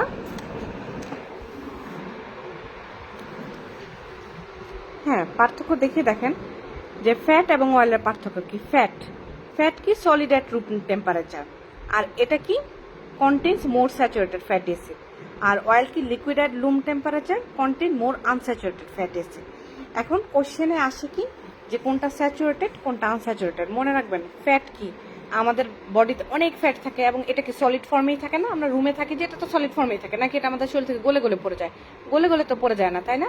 এটা তো সলিড ফর্মেই থাকে, এক নাম্বার কথা। এবং এটা কি আমাদের বডিতে প্রচুর পরিমাণে ফ্যাট স্যাচুরেটেড অবস্থায় থাকে। স্যাচুরেটেড মানে কি? অনেক বেশি। হ্যাঁ, দেখেন অয়েল, এই যে আমরা বাসার মধ্যে সয়াবিন তেল রাখি, সানফ্লাওয়ার তেল রাখি, এটা কি সলিড ফর্মে থাকে? সলিড ফর্মে তো থাকে না, থাকে কি লিকুইড ফর্মে, রুম টেম্পারেচারে। ফ্রিজে রাখলে সেটা আলাদা কথা।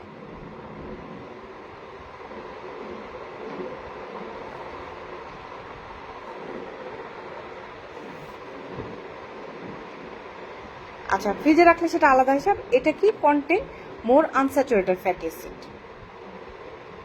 হ্যাঁ, মোর আনস্যাচুরেটেড ফ্যাটি অ্যাসিড গেল। এরপরে আসেন যে আমরা কিছু ফসফোলিপিডের ক্লাসিফিকেশন করব। হ্যাঁ, ফসফোলিপিডের ক্লাসিফিকেশনের সময় দেখেন আমরা কি পড়বো। প্রথমে হচ্ছে গ্লিসারল ফসফোলিপিড। হ্যাঁ, দেখেন এই পেজে আছে, 81 পেজ আছে গ্লিসারল ফসফোলিপিড। আর কি আছে? স্ফিঙ্গোফসফোলিপিড। গ্লিসারোফসফোলিপিড, স্ফিঙ্গোফসফোলিপিড। এখন এখান থেকে আমাদের কি লাগবে? গ্লিসারোফসফোলিপিড থেকে দেখেন আমাদের লাগবে হচ্ছে এক্সাম্পলগুলোর নাম। যে ফসফোলিপিডকে আমরা দুই ভাগে ভাগ করছি, গ্লিসারোফসফোলিপিড এবং স্ফিঙ্গোফসফোলিপিড। হ্যাঁ, এক্সাম্পলগুলোর নাম দেখি আমরা। নামগুলা কি কি? কোলিন, সেরিন, ইথানলামাইন, এগুলা। এরপরে যদি আমি বলি স্ফিঙ্গোফসফোলিপিডের নাম, স্ফিঙ্গোফসফোলিপিডের নাম কি কি একটু দেখেন। স্ফিঙ্গোফসফোলিপিডের হচ্ছে নাম কি আপনার? স্ফিঙ্গোমায়ালিন হইতে পারে, স্ফিঙ্গল হইতে পারে। হ্যাঁ, এগুলো হচ্ছে নামগুলো আমরা একটু মনে রাখবো, স্ফিঙ্গল ফসফোলিপিডের নাম। আর ভিতর থেকে এটা আপনাদের লাগবে না যে fatty acid plus sphingol plus phosphoric acid plus choline, এই দুইটা তিনটা মিলে যে আপনার দেখেন স্ফিঙ্গোফসফোলিপিড নামেই তো বোঝা যাচ্ছে, এটা জাস্ট ভেঙে বলছে। দেখেন কি বলছে যে স্ফিঙ্গল, স্ফিঙ্গো মানে স্ফিঙ্গল, হ্যাঁ, তারপরে ফসফো মানে ফসফরিক অ্যাসিড, তারপর লিপিড মানে ফ্যাটি অ্যাসিড, আর থাকে কোলিন। এই যে স্ফিঙ্গোফসফোলিপিড, এখন এই ফ্যাটি অ্যাসিড আর স্ফিঙ্গলটাকে আমরা একসাথে সেরামাইড বলতে পারি। এটার কিছু এক্সাম্পল আমাদের মনে রাখতে হবে। আরেকটা জিনিস মনে রাখতে হবে, যেটা আপনারা লাইনটা দাগাবেন, যে এই যে স্ফিঙ্গোমায়ালিন বা স্ফিঙ্গোফসফোলিপিড, এটা কিন্তু আপনার বায়োলজিক্যাল মেমব্রেন এবং মায়ালিন শিট তৈরিতে হেল্প করবে, এবং মায়ালিন শিট তৈরিতে হেল্প করবে গেল। তারপরে যেটা আমাদের লাগবে, মায়ালিন শিট তৈরিতে হেল্প করবে। আচ্ছা, এখন আমাদের যেটা লাগবে যে এই যে গ্লাইকোলিপিড, হ্যাঁ গ্লাইকোলিপিডের আবার আমরা দুই ভাগে ভাগ করবো। কিছুক্ষণ আগে তো আমরা ফসফোলিপিড ভাগ করলাম, এখন আমরা গ্লাইকোলিপিড ভাগ করব। গ্লাইকোলিপিড ভাগ করে সেরিব্রোসাইট এবং গ্যাংলিওসাইট। দেখেন সেরিব্রোসাইট এবং গ্যাংলিওসাইটের এক্সাম্পলগুলো আমাদের লাগবে। এক্সাম্পলগুলো একটু কঠিন কি দেখেন, সেরিব্রোসাইট, গ্লুকোসেরিব্রোসাইট, গ্যালাক্টোসেরিব্রোসাইট, কিন্তু এটার এক্সাম্পল আপনি মুখস্থ করবেন না, কারণ সেরিব্রোসাইডের সাথে নাম মিল আছে, সেরিব্রোসাইট। গ্লুকোজের সাথে যদি সেরিব্রোসাইট যোগ করেন গ্লুকোসেরিব্রোসাইট, গ্যালাক্টোসের সাথে যদি মিল করেন গ্যালাক্টোসেরিব্রোসাইট। মনে রাখবেন কি আপনি? গ্যাংলিওসাইটগুলোর নাম, কারণ এটার নামগুলো একটু ডিফারেন্ট। হ্যাঁ, দেখেন এটার নামগুলো একটু ডিফারেন্ট। দেখেন সালফোলিপিড, তারপরে হচ্ছে আপনার সালফোসেরিব্রোসাইট। সো এগুলোর নামগুলো গ্যালাক্টোসেরিব্রোসাইট সালফেট, গ্লুকোসেরিব্রোসালফেট, এগুলো একটু মনে রাখবেন। আচ্ছা, এখন আসেন লাইপোপ্রোটিন। লাইপোপ্রোটিন আমরা আরও পরবর্তীতে জানবো, কিন্তু এখন শুধু শুনে রাখেন যে গ্লাইকোপ্রোটিন 4টা, কাইলোমাইক্রন, ভিএলডিএল, এলডিএল এবং এইচডিএল। হ্যাঁ, এর মধ্যে বলেন তো যে ভালো গ্লাইকোপ্রোটিন কোনটা? এটা আমরা পরবর্তীতে আরও জানবো, কিন্তু এখন শুধু শুনে রাখেন যে সবচেয়ে ভালো গ্লাইকোপ্রোটিন কোনটা।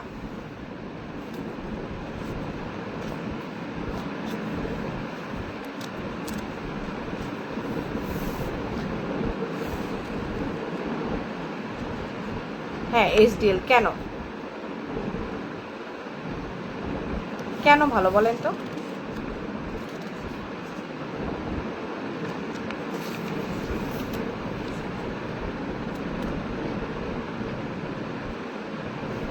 এইচডিএল ভালো কেন?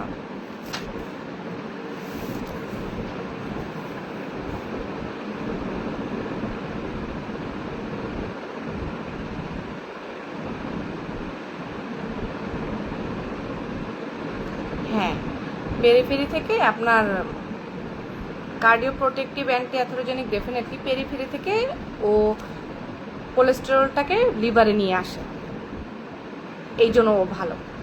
এখন আপনি যদি আমাকে বলেন এই যে আপনি কার্বোহাইড্রেট পড়লেন, লিভার পড়লেন, প্রোটিন পড়লেন, বাট রিভিশন দিয়ে যাবেন যে কোনো একটা টপিক্স, কোন টপিক্সটা রিভিশন দিয়ে যাবেন? তাহলে এখন সেই টপিক্সটা পড়াচ্ছি। এটা হচ্ছে 85 নাম্বার পেজে। আপনারা যখন লাস্ট ইয়ারের কোশ্চেন সলভ করতে যাবেন দেখবেন এই পেজের কোশ্চেন অনেক অনেক অনেকবার আসছে। হ্যাঁ, লাস্ট ইয়ারে যখন কোশ্চেন, একটু মাথা ঠান্ডা করে শোনেন এই কোশ্চেনগুলো। 85 নাম্বার পেজে, 85 নাম্বার পেজে এই পেজটা একটু মাথা ঠান্ডা করে শোনেন। একটু দেখেন আপনাদের।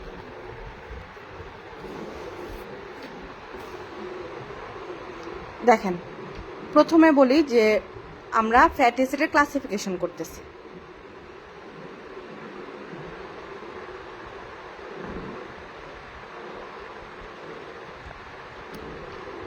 ফ্যাটি অ্যাসিডের ক্লাসিফিকেশন একটু আমরা দেখি যে স্যাচুরেটেড ফ্যাটি অ্যাসিড কি, আনস্যাচুরেটেড ফ্যাটি অ্যাসিড কি। হ্যাঁ, স্যাচুরেটেড ফ্যাটি অ্যাসিড মানে কি, যে এরা কোনো ডাবল বন্ড কন্টেইন করবে না, এদের কোনো ডাবল বন্ড নাই, তাই ওরা স্যাচুরেটেড ফ্যাটি অ্যাসিড। হ্যাঁ, এখন স্যাচুরেটেড ফ্যাটি অ্যাসিডের এক্সাম্পল কি, এটা আমাদের একটু লাগবে, যে palmitic acid, stearic acid, butyric acid, acetic acid. হ্যাঁ, এখন দেখেন আনস্যাচুরেটেড ফ্যাটি অ্যাসিড কি। আনস্যাচুরেটেড ফ্যাটি অ্যাসিডের কি, যে এরা আনস্যাচুরেটেড, দেখেন আপনার ইয়ের মধ্যেই কিন্তু দুইটা সিলেবল কি, আন প্লাস স্যাচুরেটেড, তার মানে কি ওর মধ্যে ডাবল বন্ড থাকবে। স্যাচুরেটেড কথাটার মধ্যে কি আপনি দুইটা সিলেবলে ভাগ করতে পারবেন? পারতেছেন না, তার মানে এদের মধ্যে কোনো ডাবল বন্ড নাই। কিন্তু আনস্যাচুরেটেডের মধ্যে আপনি কি ভাগ করতে পারতেছেন? আন প্লাস স্যাচুরেটেড, তার মানে এদের মধ্যে এক বা একাধিক ডাবল বন্ড প্রেজেন্ট। হ্যাঁ, সো এরা আনস্যাচুরেটেড ফ্যাটি অ্যাসিড। এখন আনস্যাচুরেটেড ফ্যাটি অ্যাসিডের ক্ষেত্রে কি বলছে, যে এরা অলওয়েজ সিস ফর্মে থাকবে, not in trans form. Cis form কি আর ট্রান্সফর্ম কি, এটা একটু আপনারা জানেন যে সিস ফর্ম কি আর ট্রান্সফর্ম কি? আকিল আপু, আপনি একটু বলেন তো যে সিস ফর্ম কি আর ট্রান্সফর্ম কি? জানেন সিস ফর্ম কি আর ট্রান্সফর্ম কি?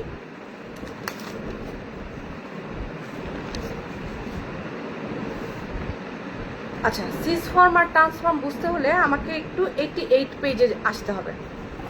88 পেজে দেখেন, 88 পেজে দেখেন সিস ফর্মের একটা ছবি দেওয়া আছে, মানে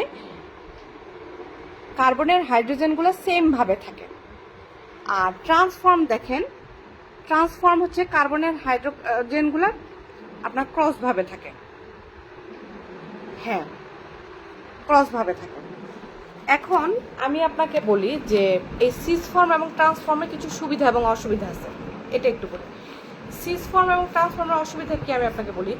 ধরেন এটা একটা হাত, হ্যাঁ, এই হাতের একই পাশে দুটো হাইড্রোজেন বন্ড আছে, এদেরকে ভাঙা সহজ, নাকি এই যে একটা ক্রস জিনিস, এটার মাথায় একটা হাইড্রোজেন আছে আর এটার মাথায় একটা হাইড্রোজেন আছে, এটা ভাঙা সহজ।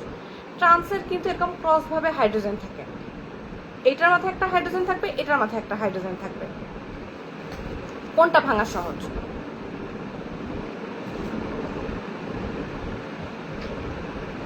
হ্যাঁ, সিস ফর্ম ট্রান্সফর্ম কোনটা ভাঙা সহজ আমাকে একটু বলেন তো।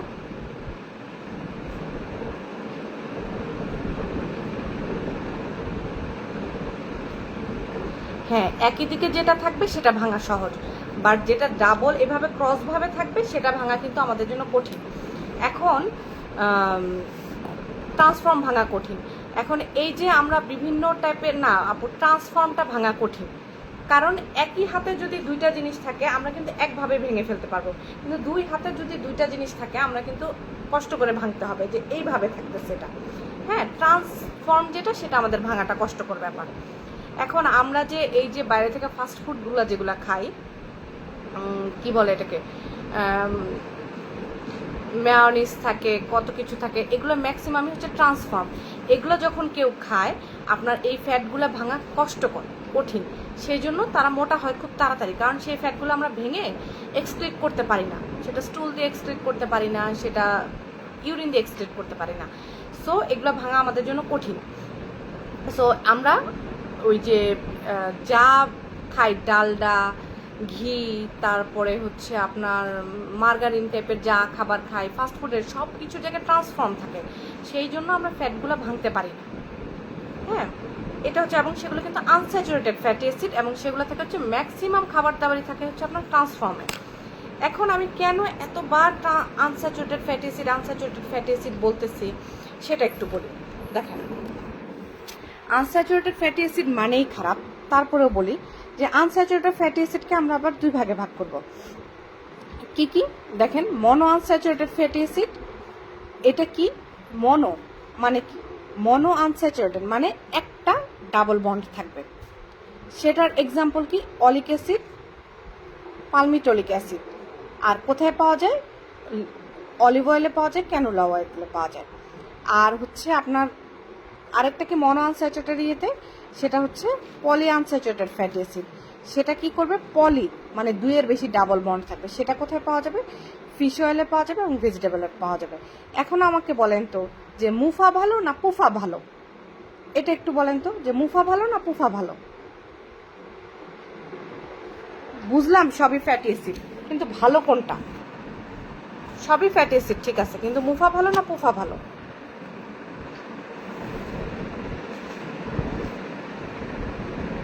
হ্যাঁ, পুফা ভালো। কারণ কি?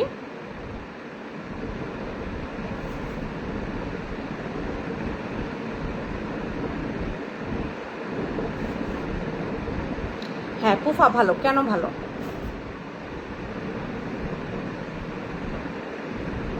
পুফা ভালো এই জন্য যে সবাই আলটিমেটলি আপনার ওই যে লাইপোপ্রোটিনগুলোকে বাড়াবে, এলডিএল, এইচডিএল, কাইলোমাইক্রন। কিন্তু পুফা হ্যাঁ ডেফিনেটলি এসেনশিয়াল ফ্যাট অ্যাসিড, তার চেয়েও বড় কথা হচ্ছে ও ভালো এই জন্য কারণ ও এইচডিএল লেভেলটাকে মেনটেন করে, এইচডিএলটাকে বাড়াবে। এইচডিএল তো আমাদের জন্য ভালো, শরীরের জন্য, তাই না? সো এই ভালো ফ্যাট লাইপোপ্রোটিনটাকে আমাদের জন্য বাড়াবে, সেই জন্য পলিআনস্যাচুরেটেড ফ্যাটি অ্যাসিডটা ভালো। এখন এই পলিআনস্যাচুরেটেড ফ্যাটি অ্যাসিড সম্পর্কে আমাদের দুইটা কথা জানতে হবে। প্রথম কথা, পলিআনস্যাচুরেটেড ফ্যাটি অ্যাসিডগুলোর এক্সাম্পল কি? সব এসেনশিয়াল ফ্যাটি অ্যাসিডগুলো। এটা কি করে? এইচডিএল মেনটেন করে। দুই নম্বর কথা কি? পলি আনস্যাচুরেটেড, তার মানে পলিতে কি? ওরা দুইটার বেশি ডাবল বন্ড তৈরি করবে, আর আনস্যাচুরেটেড তো ডেফিনেটলি ডাবল বন্ড। আর এটার এক্সাম্পল লাগবে ফিশ অয়েল এবং ভেজিটেবল অয়েল, গেল। এরপরে আসে নিউট্রিশনাল ক্লাসিফিকেশন। নিউট্রিশনাল ক্লাসিফিকেশনে একটু দেখি আমরা যে নন এসেনশিয়াল ফ্যাটি অ্যাসিড, এটার নাম জাস্ট একটু রিডিং দিয়ে রাখবেন যে পামিটিক অ্যাসিড, স্টিয়ারিক অ্যাসিড, অলিক অ্যাসিড, এত কিছু লাগবে না। কিন্তু এসেনশিয়াল ফ্যাটি অ্যাসিডের নামগুলো আমাদের লাগবে এবং এটার ভিতরটাও আমাদের লাগবে। দেখেন, linoleic acid, linolenic acid, arachidonic acid. এটা জাস্ট দেখেন, লিনোলিক অ্যাসিড প্রথমে একটু নামটা ছোট, তারপরে এন এসে যোগ নামটা আর একটু বড় হচ্ছে লিনোলেনিক, তারপরে অ্যারাকিডোনিক। দেখেন এরপরে কি বলছে যে প্রথম দুইটাই এল দিয়ে যে দুইটা আছে সেই দুইটা কিন্তু 18 কার্বন, সেই দুইটা 18 কার্বন। অ্যারাকিডোনিক ওর নামটাও একটু বড়, হ্যাঁ, এখানে এই জন্য 20 কার্বন। এরপরে কি বলছে যে লিনোলিক এবং অ্যারাকিডোনিক এরা ওমেগা 6 ফ্যাটি অ্যাসিড কন্টেইন করে। দেখেন, প্রথমটা এবং তৃতীয়টা ওমেগা 6 কন্টেইন করে। আর যেটা লিনোলেনিক, যেখানে দেখবেন যে এন একটা এক্সট্রা এন আছে, কিন্তু আছে, হ্যাঁ, তার মানে ও কিন্তু আলাদা, কিন্তু হ্যাঁ এই কিন্তুটা আলাদা, তার মানে কি ও ওমেগা 3, বাদ বাকিগুলো কিন্তু ওমেগা 6। তারপরে দেখেন, এই যে সিরিয়ালি মনে রাখতে বলছি, কেন বলছি? Linoleic acid, linolenic acid, arachidonic acid, double bond, দুইটা ডাবল বন্ড, তিনটা ডাবল বন্ড, চারটা ডাবল বন্ড। তার মানে কি linoleic acid, linolenic acid, arachidonic acid. এটা একটু মনে রাখবেন। আচ্ছা, আমি এ পর্যন্ত যা বলছি সবকিছু কি ক্লিয়ার? আসসালামু আলাইকুম ফারহানা কাপু, কেমন আছেন?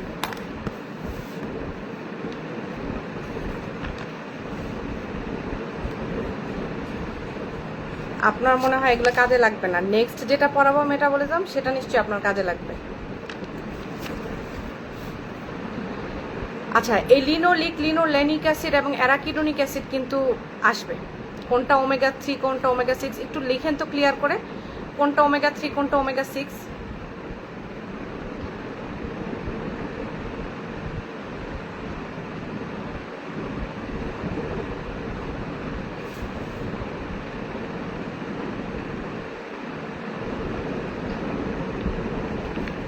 আচ্ছা, এরপরে আমি যেটা বলবো যে ফ্যাটি অ্যাসিড বা পুফার যে ইম্পর্টেন্সটা আমরা একটু দেখি।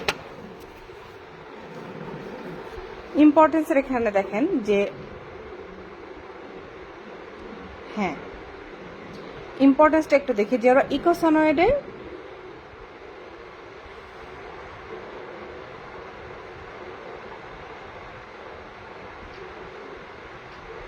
তো প্রিকারসার হিসেবে কাজ করবে 1 নাম্বার। এরপরে বলছে যে ওরা বায়োলজিক্যাল মেমব্রেনের একটা অংশ, যে কোনো মনে রাখবেন, যে কোনো ফ্যাটি অ্যাসিড বলুক, ফ্যাট জাতীয় কথা বলুক, যে কোনো কিছু সেটা সম্পর্কে যদি আসে এরকম যে সেটা বায়োলজিক্যাল মেমব্রেনের কম্পোনেন্ট এবং ফ্লুইডিটি মেনটেন করে, ট্রু, ডেফিনেটলি ট্রু। এরপরে এরা কি করবে, রিডিউসেস প্লাজমা কোলেস্টেরল, প্লাজমা কোলেস্টেরলটাকে রিডিউস করবে। এরপরে যেটা আমরা জানি না যে ফ্যাটি অ্যাসিড আমাদের আর কিসে কাজ করবে, সেটা হচ্ছে গোনাডাল ফাংশন এবং রিপ্রোডাকশনে হেল্প করবে এবং ভিশন এবং গ্রোথে হেল্প করবে। গোনাডাল ফাংশন এবং রিপ্রোডাকশন এবং গ্রোথে হেল্প করবে। আচ্ছা, এরপর এখান থেকে আর কি লাগবে?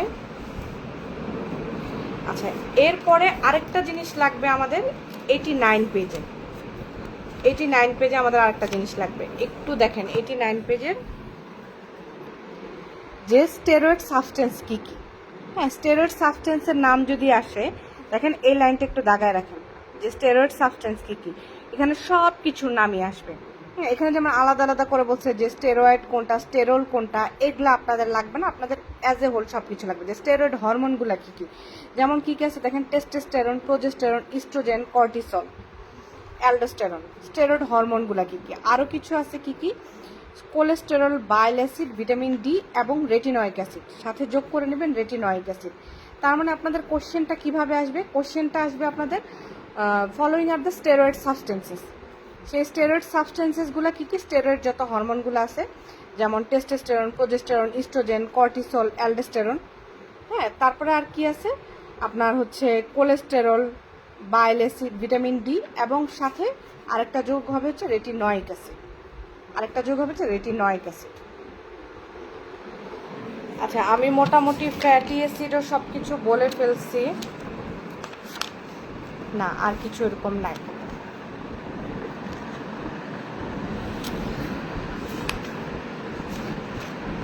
আচ্ছা, আজকে যা যা বলার মোটামুটি বলে ফেলছি। আজকের জন্য কি বেশি হয়ে গেছে? এনজাইম কি কালকে বলবো নাকি আজকে শেষ করে দিব বলেন তো?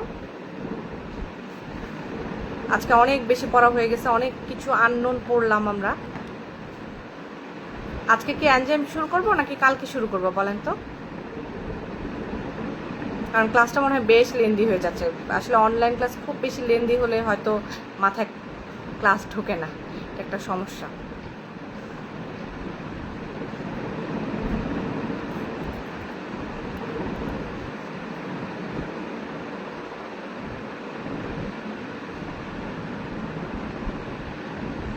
ঠিক আছে, আমার কোনো সমস্যা নেই। আচ্ছা ঠিক আছে, কালকে পড়বো, কোনো সমস্যা নেই। কিন্তু এখন বলেন যে আমি এখন পর্যন্ত যতগুলো টপিকস বলছি, হ্যাঁ, কারো কোনো সমস্যা আছে কিনা, এবং আপনারা কিন্তু আজকেই বা কালকের মধ্যে লাস্ট ইয়ারের কোশ্চেনগুলো সলভ করবেন। কারণ আমি যা যা বলছি ঠিক তাই তাই দেখবেন কোশ্চেনে আছে, প্রিভিয়াস ইয়ারের কোশ্চেনগুলোতে ঠিক সেম সেম জিনিসগুলো আছে। সো একটু কোশ্চেনগুলো দেখবেন, তখন মনে হবে যে না আপু যা বলছে মিলিয়ে মিলিয়ে পড়তে, মানে দেখবেন পারলে কিন্তু কোশ্চেন সলভ করতে খুব ভালো লাগে। হ্যাঁ, সো একটু দেখবেন। ঠিক আছে, আজকে কারো কোনো টপিক্সে কোনো সমস্যা আছে যেটা আমাকে আরেকবার বলতে হবে?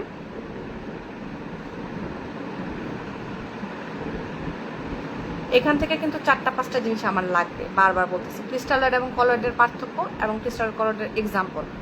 তারপরে 2 নাম্বার হচ্ছে আপনার লাগবে গিভস ডোনার ইকুইলিব্রিয়াম। তারপরে হচ্ছে লাগবে আপনার এই যে ফ্যাটি অ্যাসিডের যে ক্লাসিফিকেশন বলতেছিলাম, অ্যামাইনো অ্যাসিডের ক্লাসিফিকেশন বলতেছিলাম, বলতেছে কোনটা ফলো করবো আপু? আপু যে কোনোটা ফলো করতে পারেন। আমি যখন পোস্ট গ্রাজুয়েশনের জন্য পড়েছি, আমি তখন লাস্ট আওয়ারটা আমি পড়ছি। আমি লাস্ট আওয়ারটা আপু সলভ করছি, কারণ আমার কাছে মনে হচ্ছে লাস্ট আওয়ারে ধরেন আজকে আপনাকে কার্বোহাইড্রেট, লিপিড, বায়োমলিকুলস বলছি, সেই বায়োমলিকুলসের আলাদা একটা চ্যাপ্টার আছে বায়োকেমিস্ট্রিতে।